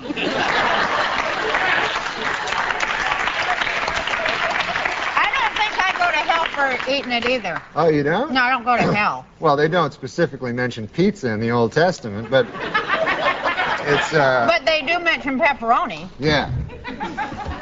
This pizza But here. it doesn't say you'll go to hell. It just says, you know, you never know where, you know. You might want to avoid this piece. Actually has hooves on it. You want to eat that? And I said, listen, man, because I kept hearing these things about how old people always have sex. Yeah. So I said to my grandmother, grandfather, you still have sex with my grandmother? He was like, good Lord, no.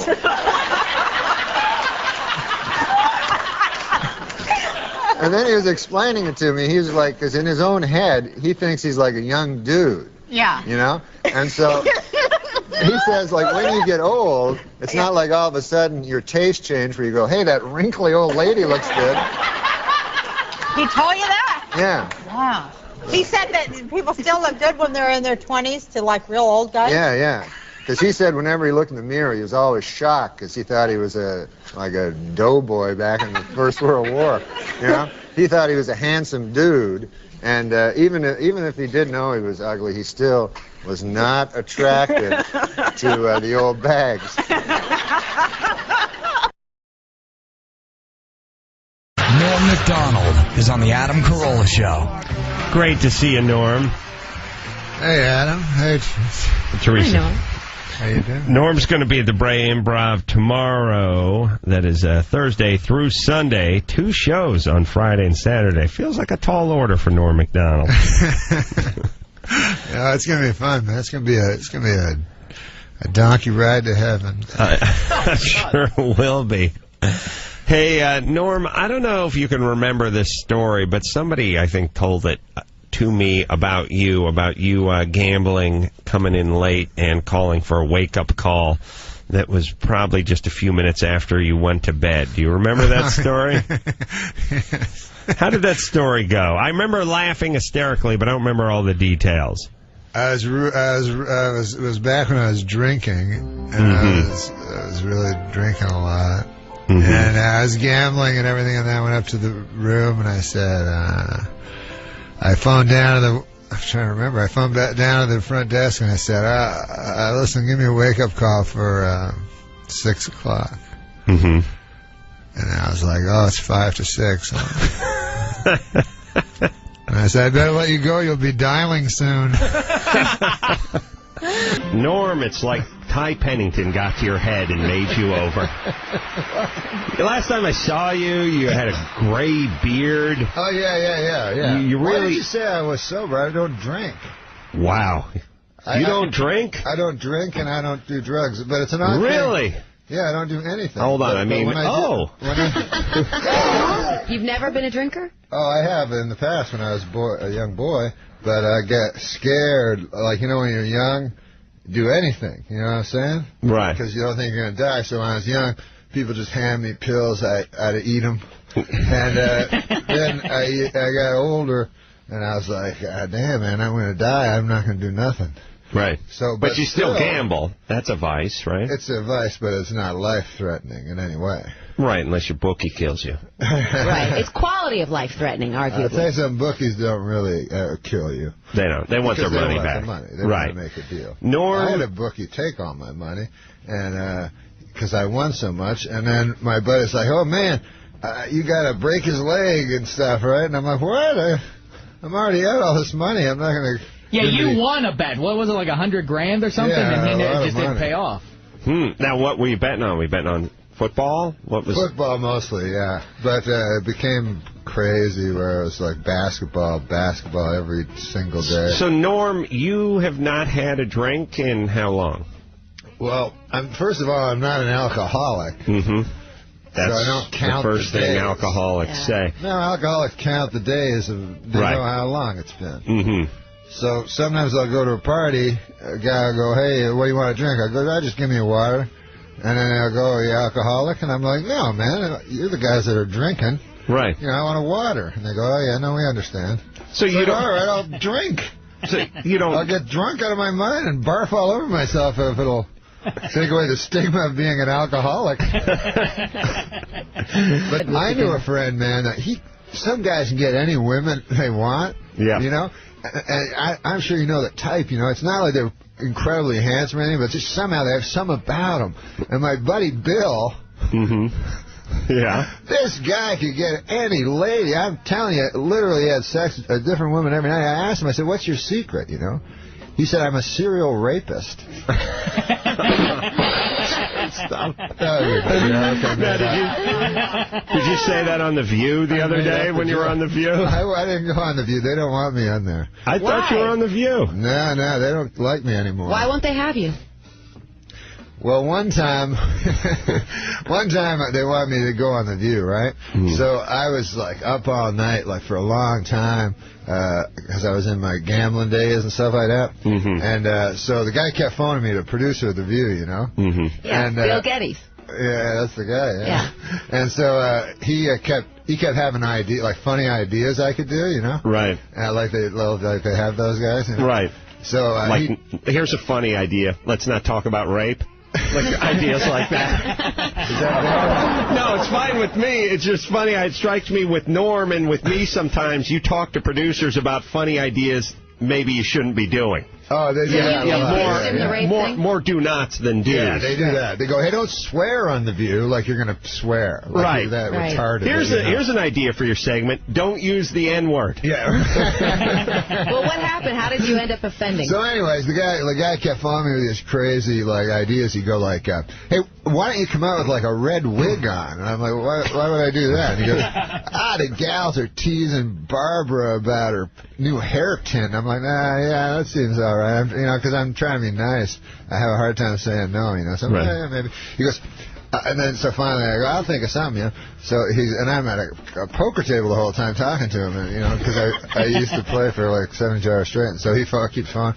He's like, I got it, man. He's like, you carry out a cell phone onto the show, right? And then he goes, halfway during the show, your cell phone rings, you know? And it's your agent, Morty, you know? So you pick it up, you're like, hey, man, I'm on The View. This is no time to talk here, Morty. You know, he goes, Morty's not on the line. You just pretend, you know. Right. And, this is a terrible time, Morty. I'm on the TV, you know. So I go, oh, yeah, that sounds good, you know, with no intention of really doing it. Right. Now, what time did you go to bed that night? I didn't go to bed, so I'm driving to the stupid View, right? And I go, I had this story about Cosby, so I go, I'll do that story about meeting Bill Cosby, you know. So I show up and they put makeup on. I go, what are you going to talk about? I go, I'm cool, man. Just tell them, do you ever meet Bill Cosby? So as I'm walking in, the producer, unbeknownst to me, slips the cell phone in, you know. He goes, remember our bit? And I go, yeah. You got out of the red wig, though. Yeah, I know. I didn't have to do that. This is a lot. Got to be a long story. But what happened was, it's good, though. I went on to The View. And, you know, they're supposed to just talk to you. Now, this was when, this was a long time, but this was when President Bush was, he wasn't the president, he was running for the presidency, right? Right. So I don't know nothing about politics. Right. But Ben Stein had called me, and he said that, you know Ben Stein? So, you know, like, when Clinton came, like, there was, like, 10,000, like, Streisand and Schwarzenegger, everybody, you know, showed up. And then when Bush showed up, it was just me and Ben Stein. He used to be a speechwriter for Nixon. Yeah. That is a very sobering homecoming for Bush. Just Norm MacDonald and Ben Stein at the airport. Good God. I got to talk to him for a half hour in the Air Force One. Anyway, wow. The story is I go on The View, and as soon as I get on The View, I'm all tired and everything. I'm like, all right, ladies, what's going on in the news? Bill Cosby? What's going on? And so all of a sudden, they show a picture of me standing next to George Bush, who's running for presidency, and they go, hey, check this out. Whoa, Norm, like, you know, as if it was a picture of Kurt Waldheim standing beside Hitler in the woods or something, you know? And I'm like, they're like, what's this all about? You know, like I'm crazy. Right. And I go, I don't know. So just to get on their nerves, I go, well, it's better than that last guy, Clinton. He murdered a guy. And so then Barbara Walters like went all crazy, and she's like, what did you say, young man, you know?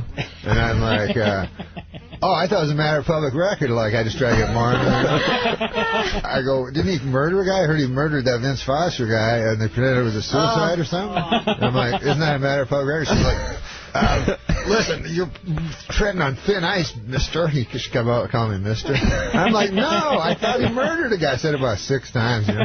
So, and she's like, what about Bill Cosby? To be fair to her, she thought you were Tim Meadows. To be fair to her. So anyways, and so the whole audience is all in shock and awe and everything. I don't know how to react to this, all craziness. And all of a sudden, like, my cell phone rings, right? You got the bit, yeah. The bit. Morty's on the phone. I forgot about it. It was coming from the speakers. I didn't know what it was, like that. And so then it occurred to me, and I pull out the cell phone. I'm like, hey, Morty, this is a terrible time to call, right? So then Barbara Walters goes, what are you doing, you know?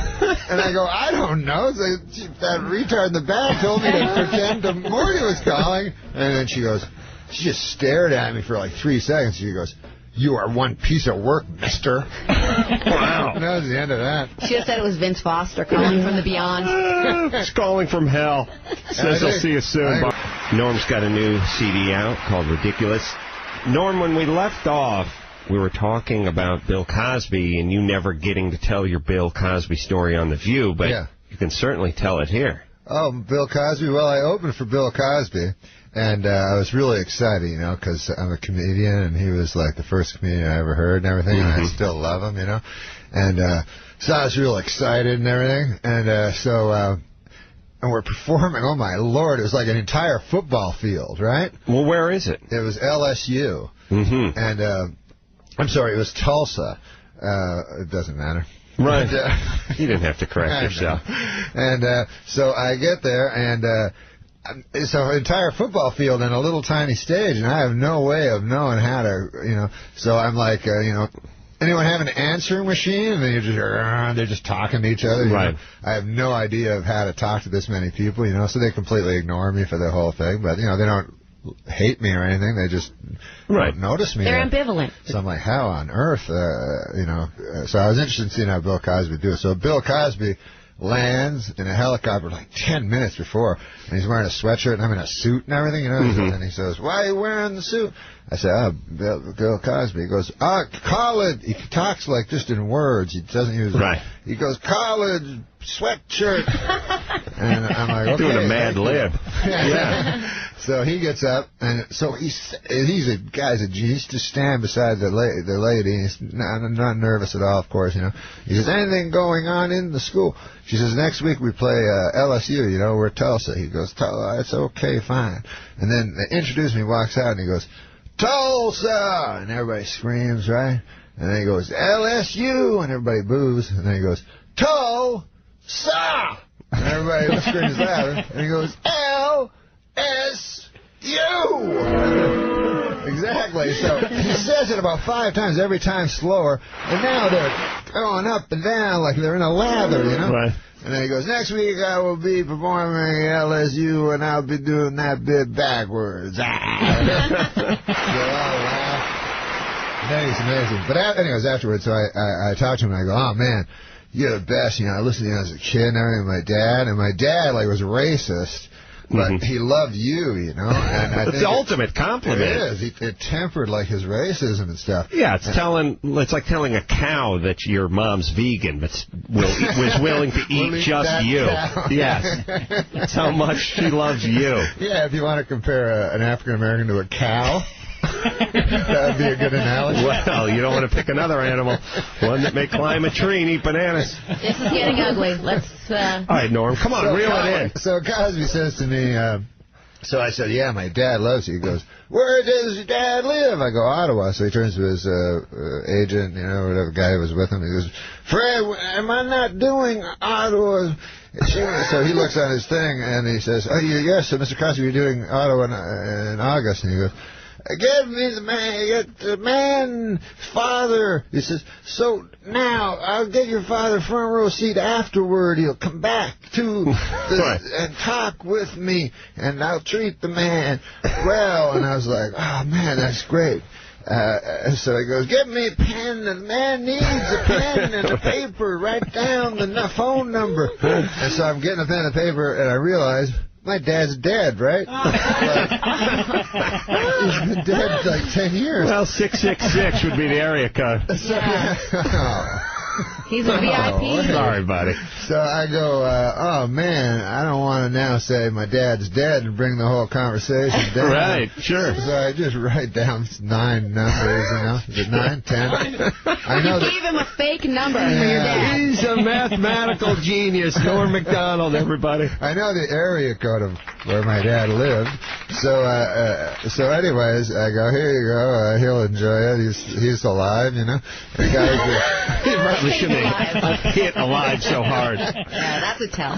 So then, amazingly enough, first of all, this shows you how, like, powerful people can find anybody, right?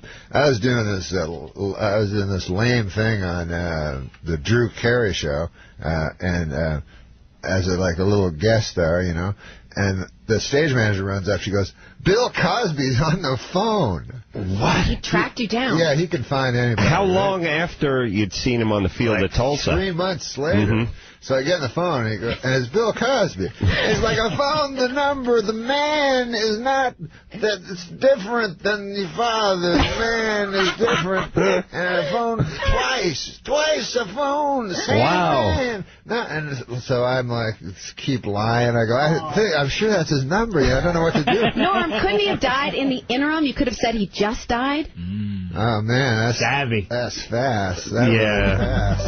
The more you know. How to lie to Bill Cosby. So anyways, I did actually tell that story, and I was at Saturday Night Live. I told that story on a talk show, and the next day, man, I went into my office at Saturday Night Live, and there was about 600, like, flowers, like, whole big things of flowers. The office was, like, packed with flowers. It was so, like, crazy, and finally, on one of the little flowers, there was a little note, and it said, I'm sorry to be the one to tell you, but your father has long since died, Bill Cosby. Wow. So he was funny. He went to all that trouble to make a joke. Wow, what a guy. Seems like a great guy. Sweet, man. Well, I'd be a bad pimp. Like, you be my girl. All right. You two be my girls. Yeah. All right. I'll be a pimp. Okay, listen, girls, I got to talk to you. Yeah. Okay? Hey, Sir Magic Norm. Listen, I don't you guys have had attitude against me. Well, I just feel like you've been taking a lot of our money. A lot of you have not been paying me. What? Huh? You know I have the knife. I know you guys have never seen it. But I'm the ones that found you at the bus stop and let you sleep on my couch. Yeah, that wasn't much of an upgrade. Especially with your constant raping. Futon. Yeah. Listen, I've had a good night of that was sleep. part of the deal. I thought that was the unspoken But anyways, I want some of the money. Look, it doesn't have to be 90-10. I don't know. I understand the 90-10 was a little usurious on my part. But how about 50-50? You get to sleep here. Cheryl, what do you think? I don't think so. I don't know. I really have a knife. The cost of living for a prostitute I'm is going starting to up. think you guys don't believe I have the knife. I haven't seen your knife. But you've heard stories. Well, only from you. That I cut that girl? That's a true story. I wasn't making that up. I talked to Cindy. Oh, you know that you met Cindy? Yeah, she said she's a liar. She said you never cut her. She's she a said liar. she got in a car accident. That's where the scar came from. Yeah, she said you talked about the knife all the time, but she never saw the knife. I could buy That's a knife. what she said you said to her. Yeah, I could buy a knife easy. I know people. Well, now you got to buy a knife? I know people. Hold on. You said you had a knife. You have a knife, but it's in a catalog? I know people that could get me a knife illegally. Well, that couldn't even be traced. I'd stab you. But it's like me saying I have a swimming pool, but it's at someone else's condo. What, you used to be afraid of me. I'm not. Well, you don't even have a knife. You just said you could buy a knife. You used to be so afraid of me when I threatened you. You said you'd beat me with a car antenna, but you don't even have a car. You drive a Geo Metro. That's not a pimp car. You want to go to a bad guy? I thought you were badass. I've never hurt you. But listen, I've protected you from everybody. Stepfather beat me, and I've protected you. Haven't I protected you? Except for the two times. Except for the 2 times. All right. And those guys were big. All right, but you promised to beat me, and that's why I was attracted to you, because of the history I have with my stepfather. I know. And I the get physical uncomfortable. abuse. I get uncomfortable. But I push you. Yeah, I don't treat pushing. you nice. You pulling lint off my sweater's not a push. I said the other night that your lasagna was undercooked. Yeah, I know, but so I gave you, and then that's because I gave you a middle piece. When I gave you an end piece, you said it was delectable. And that thing you do where you lick your finger to wipe the stains off our faces, we don't like that. Yeah, we don't like the smudge thing. I've become too close. Look, we didn't get into this not to be beaten or threatened or to keep 90% of our booty. How often do I mention the knife? All right, and you reminding us to use condoms and to say thank you. Mm-hmm. And you telling us we don't have to do what we don't want to do? Yeah. It's not helping our business. Yeah. Well, you don't have to do any of this stuff. Listen, unless the guy's big, I'll protect you guys. If I can take the guy. Remember when you invited us I'm not going to stab a guy. With your knife? I'm not going to stab. No, I'm not going to stab a guy. Well, you invited us to stay at your. Sometimes he's just doing weird stuff, but it's not that weird. But let me say this: you working out of your mom's house is awkward. For both of us, okay? Yeah. And sure, she's a delight, and she makes a great and rum nobody's pudding. mentioned anything, right? This is a complete secret. Well, your mom. I mean, look. Let's. First off, you wearing Dockers and flip flops is no outfit for a pimp. We're gonna have to get you made over. You drive a Geo Metro. You keep threatening your pimp hand, but you never laid a hand on either one of us. You're not verbally abusive. You're not physically abusive. I laid, by the way, the first 2 nights I spent on your mom's sofa. I slept with no underpants on, presenting. I wasn't raped once. You came by 2 times. You offered me milk when you went to the kitchen, and then another time you offered me postum. I don't even know what that is. You're just a bad pimp. Thank you. The bad scene. pimp. And scene. You know, Zuckerberg says he's only eating his own meat that he kills now. Have you read that? With his bare hands. Yeah. Zuckerberg? The kid's a monster. He tries to do one thing to alter his modern lifestyle every year. And this year he says he's only going to eat meat that he's actually killed. And I was wondering, what are you adhering to lately? I'm a vegetarian, a strict vegetarian. No, have you done that? Well, I eat chicken. Well, it's not all that. That's not vegetarian. I'm not. I said I'm not strict. I eat chicken and steaks, beef, pork. I ate raw game. Did you ever eat? It's not dead yet. No, you're over and you there. eat it, and as you're eating it, their death throes are making you hungrier. There's nothing. That's better than a soybean. Yeah, you're right. Which sounds better, that or soybean? Listen, some of the best meals I've had is that Mongolian thing over at Dahmer's on Wednesday night. Literally, we ate a Mongolian. Did I tell you I ate a live fish in real life? No. Yeah, I was at a sushi restaurant, and the guy's Japanese. Mm-hmm. And so I go, I eat just sashimi, like raw fish. Mm-hmm. I don't eat with rice or anything like that. Yeah. Am I trying to impress him? So he goes, you eat live fish? I go, yeah. Even though I don't. And he goes, never think he's going to call you on it. yeah, and I go, plus it sounds kind of cool. And he goes, I get you live fish. I go, thanks, man. Like I was an inside guy, and then he brought out a fish and hit it and knocked it out and put it on a stick. It was live. And that clears out a sushi bar. A lot of people, the girl I was in was barfing in a bathroom, and the only people interested was the guy, the Japanese sociopath guy, and all the Mexican help. They were all like looking like I'd eat it, and so I had to cut it. And then they leave the fish that's on the skeleton that looks like the one Sylvester found on a garbage thing. To move. It's moving and like a dead bobblehead, and you had to put water in its mouth to keep it alive so you could watch it die as you ate. It was a nice meal. Jesus, I'm living such a hell life compared. I mean, but anyways, here I am, a young lad auditioning for the Joan Rivers show when it was on. Yeah. It's the first time I ever came to the United States. Me and Howard Busgang. Yeah. And so me and Howard Busgang and Mario Cantone, Joan Rivers likes us all, you know.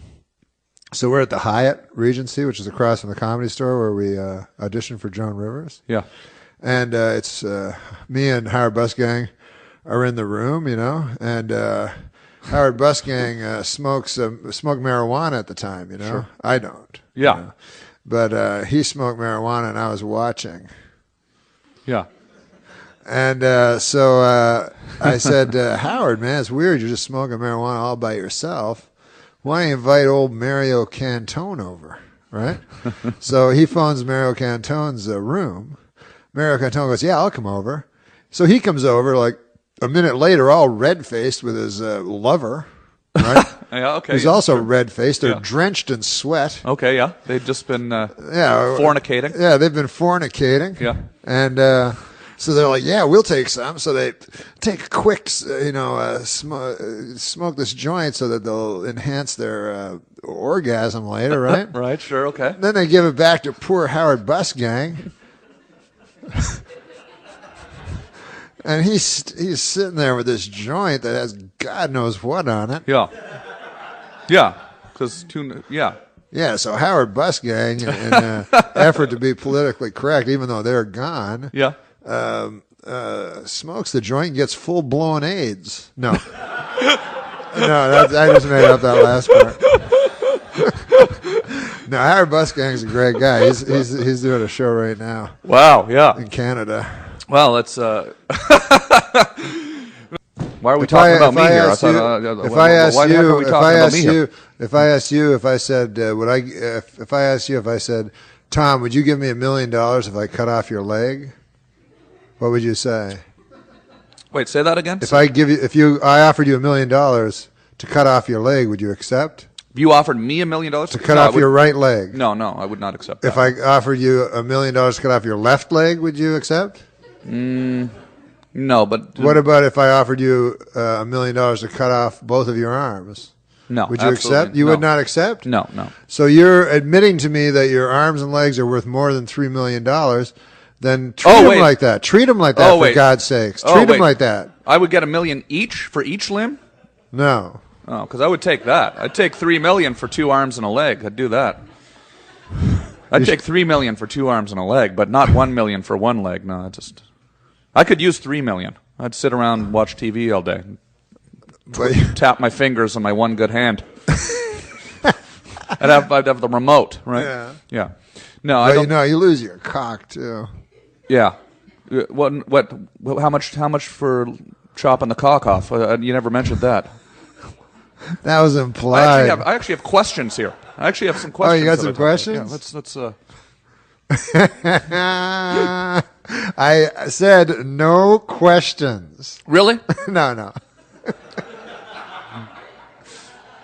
This is what I saw after the trial. This is how stupid jurors are. After the OJ trial, I see this big fat woman that was on there. Because you tend to think of jurors as wise or something. I don't know why, but you tend to think of them as wise people, jurors. Right. But afterwards, they interviewed this one woman that was a juror, big fat woman. Doesn't have anything to do with anything, I guess. her weight, but she was huge. Right. And so she was smart. She probably would have known to not eat so many cheeseburgers. Exactly. So this fat pig. No. So they're interviewing her, and they're asking her about the blood evidence because Darden talked about the blood evidence for 6 straight days. Yeah. He introduced all this blood evidence that showed that, it was 1 trillion to 1 that it wasn't OJ. So they say, well, you say this woman, they say, well, what about the blood evidence? Yeah. So she goes, everybody got blood. She goes, if it fit, don't fit, you must have quit. Yep. She remembered the rhyme. Sure, the rhyming was what did it, I think. A guy was telling me that, do you know the lawyer Jerry Spence? Are you familiar with that lawyer? He's from Colorado, and he wears a cowboy hat. Wear cowboy hats all the time. Fringe. He wears fringe. Yeah.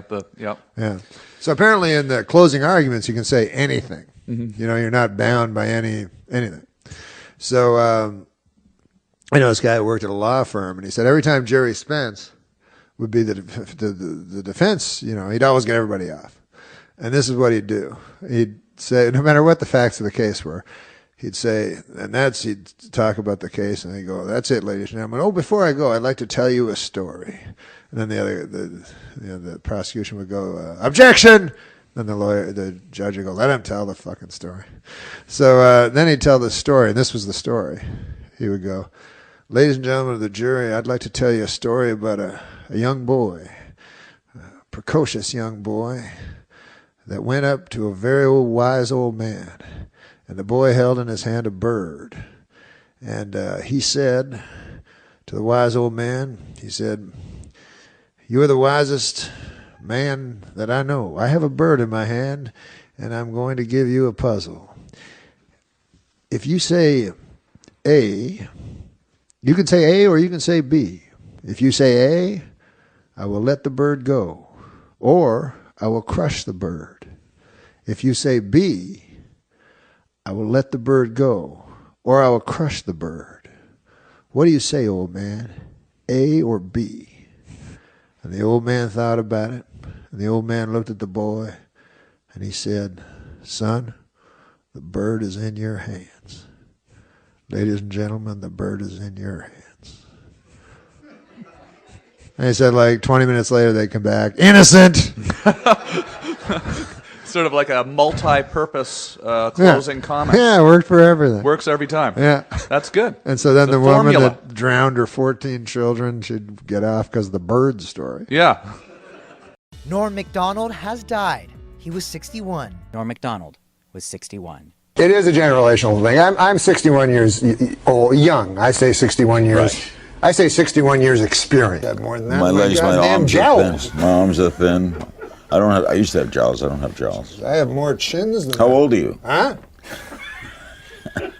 How old are you? I say I'll be 50 in October. Oh, my God, 50. Yeah. That was a turning point age. I didn't like 50. Why? What happened then? I just didn't like turning 50. I thought we were going to be doing a bit where you're like a Jerry Lewis? Jiminy Glick character. Yeah, no, I'm fat. What happened? Fried chicken and gravy. Let me tell you something. Because, your metabolism slows down at our age. Yeah. How old are you now? I'm 49 years old. I'm 47. Damn near 50. For me, too. I always say I'm pushing 50. Yeah, that's a scary age. Because you're a young man. I'm 62. What? Really? 62. Look how look you get. Look good. Yeah. Looks a lot better than me, and I'm 68. I'm 68 years young, I like to say.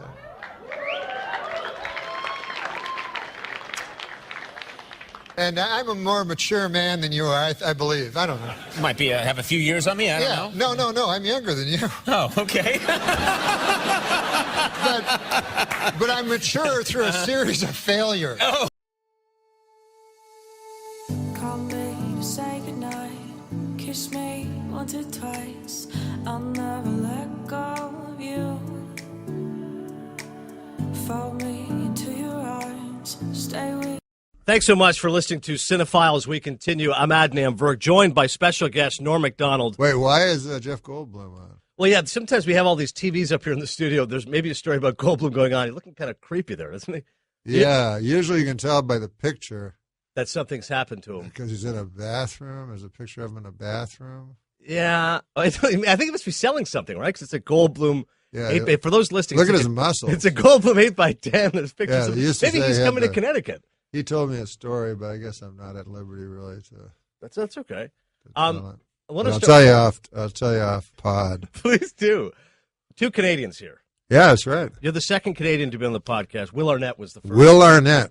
Do you know Will at all? Where's he from? He's from Toronto, okay. And he's right in the city. You were born in Quebec City, but you grew up in Ontario? Yeah, Quebec City is all French, and we were English. So, the English hate the French, and the French hate the English. Right, the Quebecois. So, I was born with the Quebecois around, and my dad, you could go to school, you could either learn French or Latin.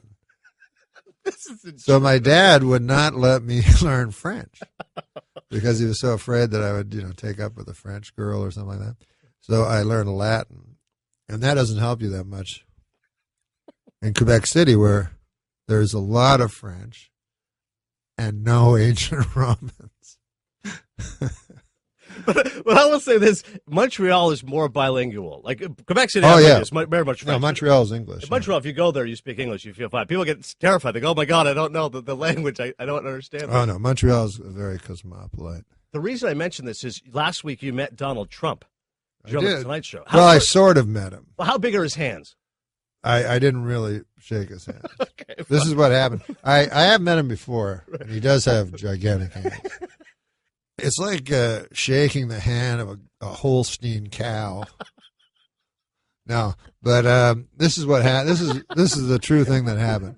There's like about 4 minutes difference because I had to follow him, So he leaves in the hall, and I'm in the hall, and I'm going to go on, right?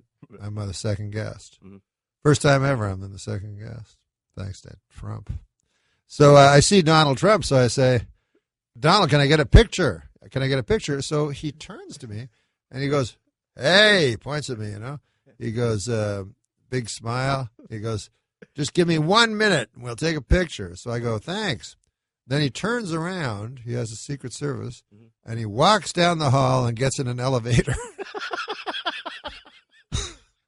He just Donald Trump completely stiffed you. Yeah, he said in a minute, and then he left the building.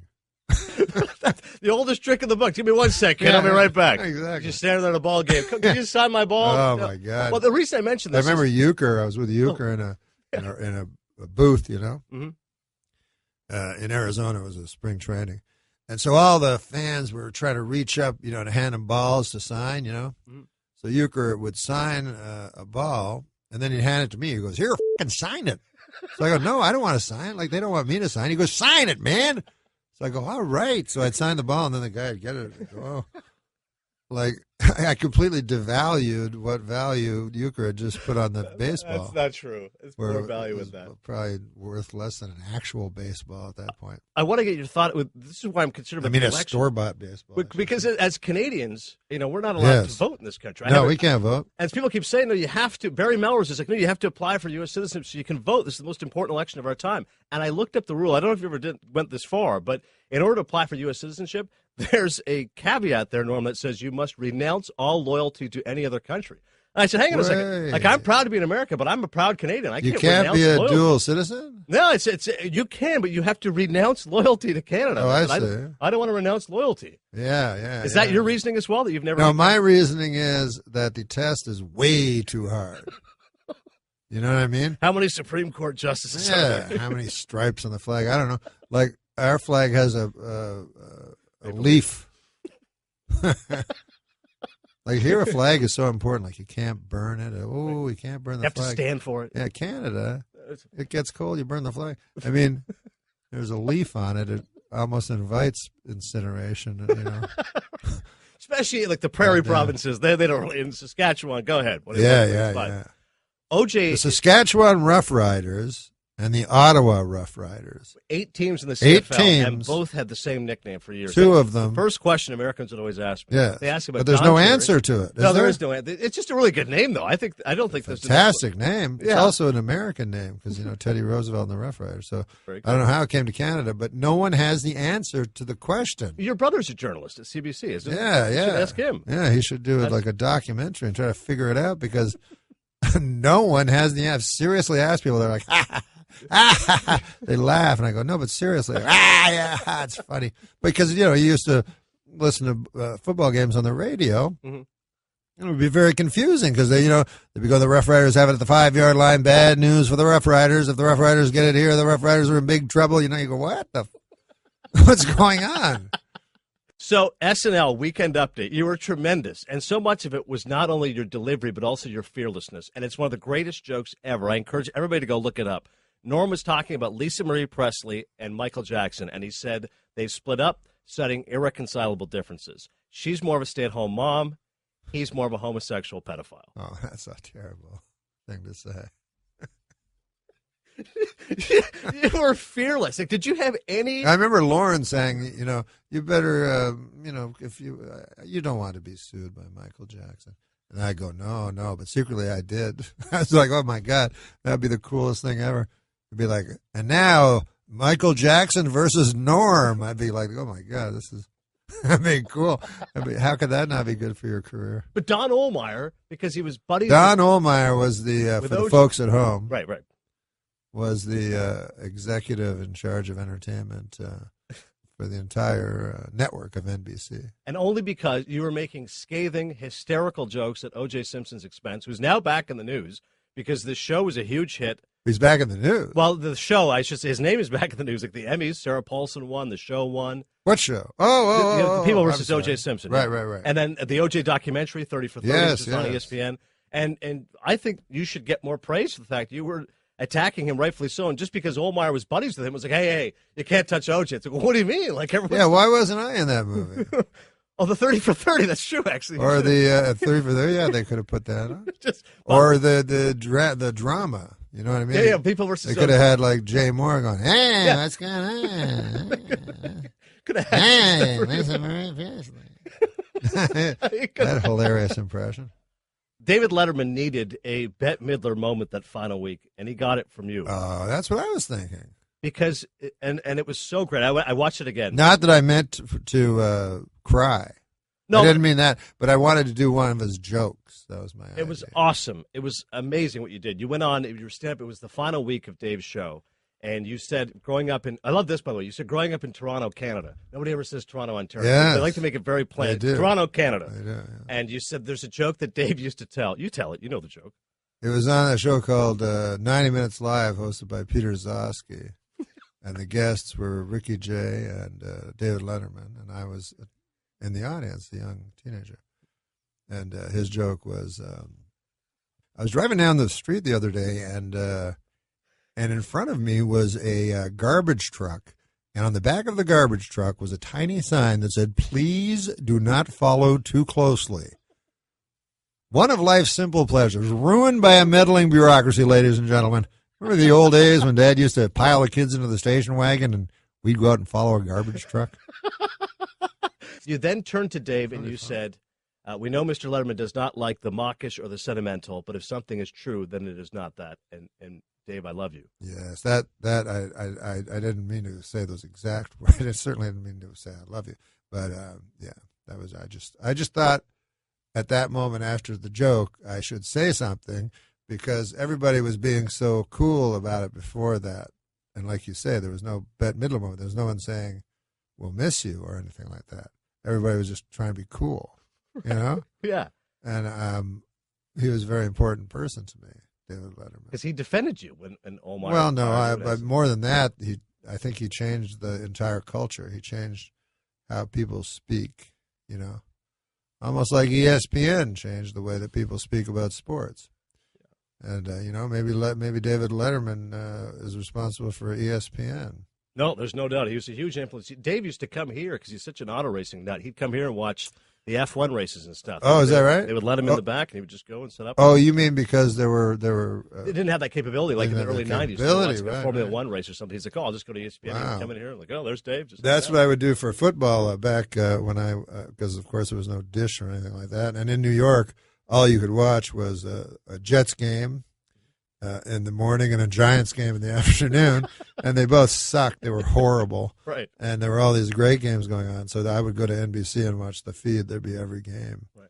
And then I'd pretend to be an announcer. I'd turn off I still do that when my son lets me. He hates when I do that. But I switch, like on DirecTV, and I go, now let's go, Right. Well, you got a red zone now. You can just watch one channel. Yeah. Well, no, I don't do. I do my own red zone. Oh, so you like to do it. And at this time, I'd like to welcome to the bandstand the great Jackie Byard.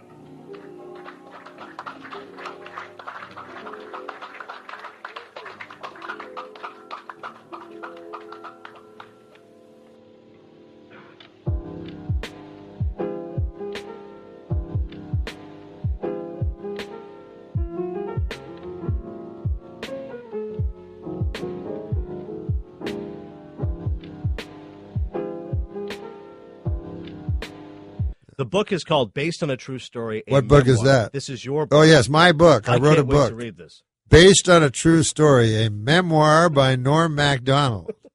It's going to be a huge hit. I can't wait. Right, Jen? There's Jennifer's here. Yeah, there's stories about Oldmeyer. There's stories. Yes. We have a story. A buddy here, Daniel. Him and his wife wanted to watch Dirty Work together, so he DVR'd it.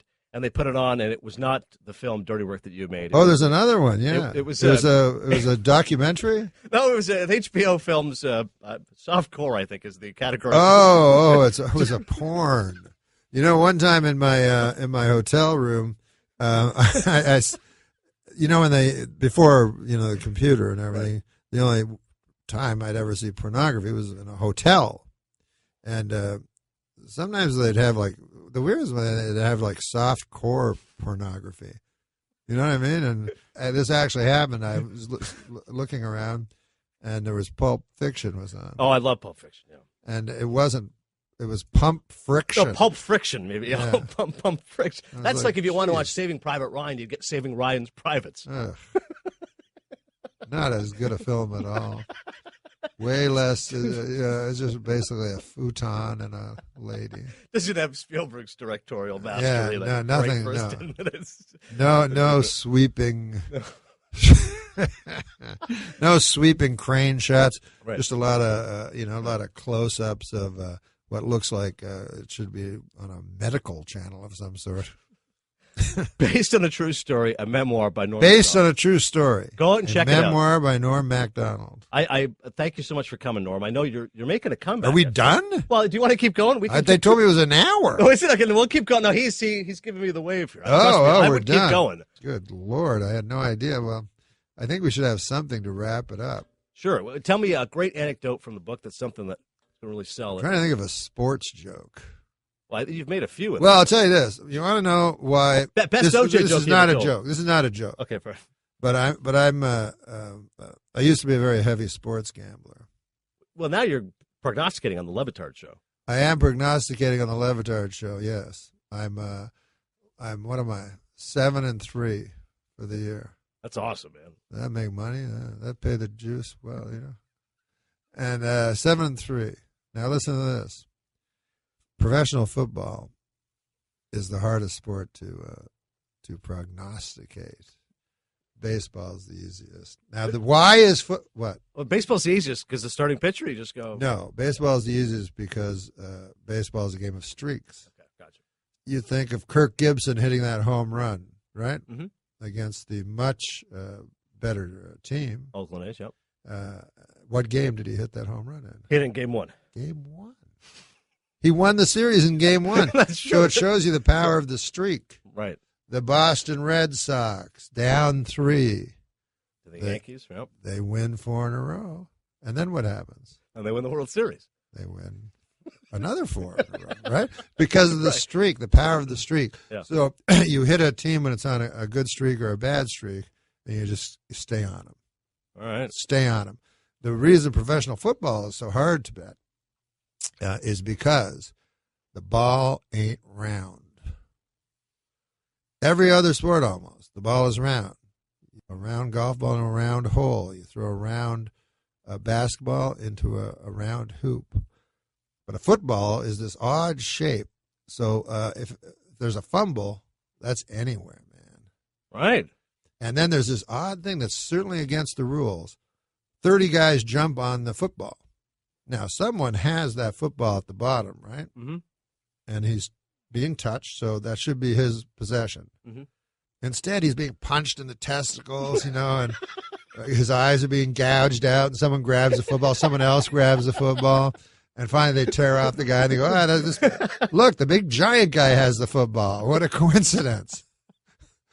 So, there you have it. That's why football is so tough. So don't bet football because the ball ain't round. Thanks so much, Norm. I appreciate it. All right. This was a beautiful ad, man.